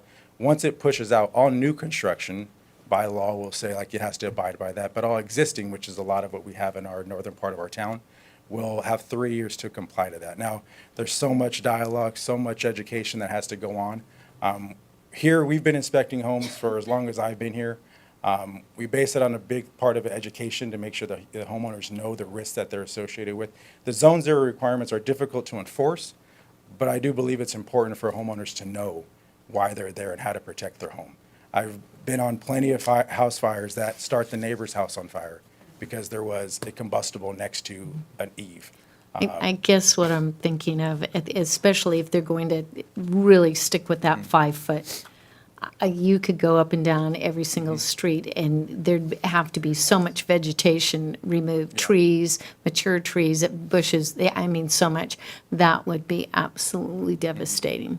And I don't, much reason why the state, I think, is going through this kind of another look at it is because of that. How do we enforce it? Every jurisdiction up and down these foothills is dealing with the same thing. How do we enforce it? How do we go and make sure that? So they're not enforcing it at As of this point now, once it's adopted and they push out the regulations, every existing home will have 3 years to comply in a sense. And then the new construction will apply, immediately now, which is what we go through now anyways. When a home is built in that northern part of our town, they do have certain landscaping things they have to put in. And I think it's important for residents to know, like, hey, this is why. If you're building a new home and you can actually build your landscaping around that, there is a positive thing to it to make sure that something does not. Yeah, and I as a guess push, doesn't burn. everybody, what's on their mind are the insurance costs. What are the insurance companies going to do with these maps and everything? So I think our next slide is related to that exact question. So I anticipated. when it pushed out, the insurance commissioner sent out information with the hazard zones, and they kind of reiterated the fact that insurance claims underwriters, they write policies on risk, not hazard. So they look at it from a standpoint of, they use that, what are you doing to mitigate the hazard? Are you home hardened? Are you doing defensible space requirements? What are you taking? What action are you taking? So currently right now, they're using the Safer from Wildfire regulation, which overviews 10 steps to being safer from wildfires. These 10 steps are basically written out to provide discounts. So if you have a Class A fire rated roof, if you have an if you're ember resistant or ember and fire resistant vents, enclosed eaves, non-combustible, 6 inches from the bottom of the exterior walls, upgraded windows, defensible space compliance, cleared vegetation under decks, removal of combustible sheds and other outbuildings within 30 feet. That does include, dog houses as well. And then again, the 5-foot ember-resistant zone, including fencing, is identified there. So a lot of these insurance agencies are already going out and enforcing that zone 0, and they're making homeowners do it on their side in order to write that policy. The last one there is FireWise USA and Fire Risk Reduction Communities. We're looking into the FireWise USA process now. It does provide a discount to our residents, and I'm not sure the percentage of it, but it's a lot of the things we do now already, and it would just be identifying ourselves as a FireWise. There's other steps to go about doing it, but I've received a handful of questions regarding it, so we're looking into it and seeing if it makes sense for us. Well, is there anything that we can do to push back, especially in that 5-foot defensible area? One of the things that has come up, and again, throughout the areas I've talked to local fire chiefs, so the question always comes is like, what do we do if we don't adopt that, or we don't push that into our ordinance? And there's really no clear-cut enforcement from the state at this point. There's other things that may play out about grants or certain things that you're not getting. And I think at the end of the day, it's how do we make sure our community knows how to make their homes safer? If we're telling them that this zone exists, although paying for enforcement, my take is we'll figure out a way to make that work for us. But as a community, they do have to know how to make their home safe in that way. I get it, but we talk about trees and whatnot, and I just think about my own house. I have a question for you, Jeremy. I had someone who lives in Northern Vega tell me that they wanted the city to help lower the cost of insurance for people that live in the extreme northern part of Monrovia. What do you suggest? Would it be this list of 10 things, or is there something that they can do or something we can do? I think first and foremost is that community education so that they know how to home harden their home and what steps to take. And then also that number 10 on that list, the FireWise USA. That's the real thing I think the community member might have been looking to is what can we do? And although it's driven by your local agency, it's really based on 8 community members in a neighborhood setting up their FireWise neighborhood will give them that same discount. So we just have to educate and kind of like set people free to know. And how can you get more information on that? Yeah, we'll be doing that in the future because I think a lot of people are asking about it, and I've been talked about 5 times regarding it. So what we'll do is we'll start looking into how to make sure our community knows how to do it, and then kind of guide that process along the way. Okay, I think that's my follow-up question, is just like, it sounds like you're working on it, but I think we need a plan of getting a lot of this, not how to start your FireWise, but how to take all those 10 steps yourself and how to address these emerging building codes that are coming down the line and what we can do to help find incentives for people or CDBG money that's probably going to disappear, whatever it is that folks that can't afford to take it. And one of the things that we do that every home inspection we do, which is right at this point, we have 1,247 homes we go to. We're inspecting a home, we're educating a homeowner. People are asking us, and we're kind of boots on the ground right now. Our firefighters are out there day in, day out doing these inspections. However, it clearly isn't enough because I still get questions about how to home harden. What does that mean? So we need to do, from a fire department standpoint, we need to be able to do a better job of getting that word out and making sure we have a plan in place to get out and communicate with our public. Again, and we will do that as we push forward. Into like workshops or something like that, right? Yeah. Okay. Yeah. We just, the municipal water district did it. And they basically went over, I thought it was it's fire escaping, but they talked a lot about home hardening. And we had about 30 residents in there. But from a fire department standpoint, we need to kind of get ahead of it too and make sure our community knows how to do it. Some of these are very simple to do. Just education of saying, hey, all you got to do is pull that back a little bit and it makes your home safer. So we'll be sure to do that in the months to come. And the beauty about the education is that not only does it help with their insurance, but most importantly, it's going to keep them safe. Mhm. So I think that's the point that you're making, Yeah. is that we want to not Yeah. spread Yeah. fires. So if it means we have to cut some stuff back, it may not look as pretty, but it definitely can save a Yeah. life, so. And if you take a look at this map here, you can't zoom it in, but our fire on Stedman on January 7th, it wasn't in our very high. Yeah. So that home could have started another fire through a bush within the 0 to 5 foot area. And again, a community member just wanting to know, like, I wish I would have known I could have done that to protect my home. And that will be our approach moving forward, to make sure they know. Jeremy, that video that you showed at the EENR meeting Yeah. about that was very effective concerning two houses. One house was next, two houses together, and one house that had the shrubbery that lasted and burned down, and another one that did not. And it was a good visual. I wish you would have had that tonight, because So part of that next step process is us, our last bullet point there is looking over our municipal code and how we will have to update some defensible space requirements in that municipal code, which will come to you in another meeting. In there could potentially be the Zone 0 requirement, but much dialogue is still to be had about that. And then that video will be in that presentation to show, because it is a great depiction of minor little things that can do to protect a home. So what are our next steps? We'll continue to public outreach through all of the fire hazard severity zones. Our defensible space inspections will continue to take place. And then part of this is we have to continue collaborating with our community development team to ensure these regulations are applied to the correct parcels. Obviously, when it comes through building permits pulled or people are trying to build a home, this lies with our community development team, and they are aware, and they've been doing this for years. And then the last thing here, we talked about the municipal code, but the safety element will have to be updated in the general plan. So updating the safety element is a requirement to actually just have our fire hazard maps identified in there. And we're currently updating our hazardous mitigation plan, which will update our safety element. So that'll be completed towards the end of this year.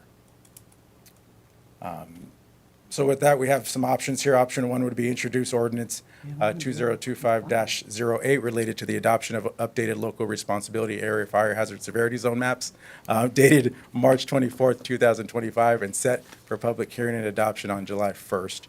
Option 2 would be request additional information before taking action. Important to note, our maps do have to be adopted by state law by July 22nd. So that would leave us another council meeting before we have to get that process along on the way. But Any questions of Jeremy? Okay, well, without any questions, then do we have a motion? Can you call, did you ask for public comment? Oh, do we have any cards? Do we have any public comment? I just wanted to find out, if my voice is kind of loud, I just wanted to find out what we could do as far as our apartment buildings. We're surrounded by Jake's Roadhouse and some of the other surrounding businesses around our building. What can we do as far as something like that happens?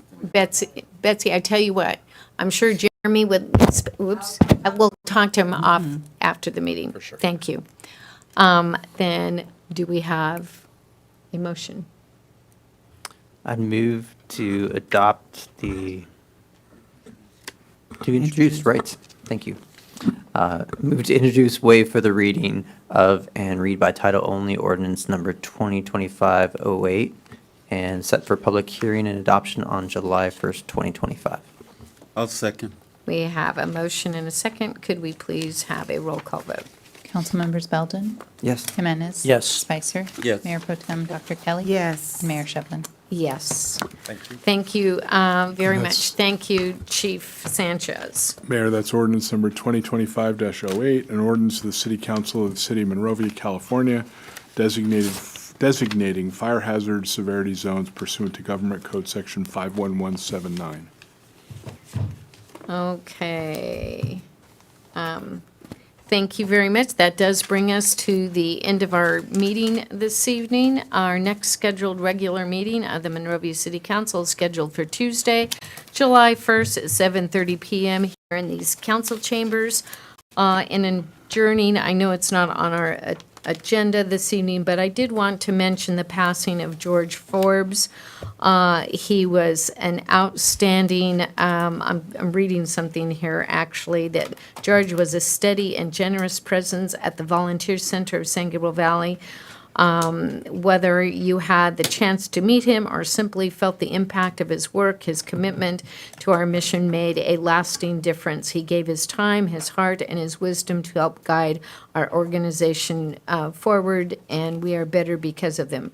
And that is the San Gabriel Valley Volunteer, or this Volunteer Center of San Gabriel Valley. And I believe you worked with him for many years, correct, Larry? I did. And also and Sergio. And so he was 92 years old. He led a long and fruitful life, but our hearts and prayers go out to his family. And so with that, we are adjourned at 9:46 p.m. Thank you for joining us.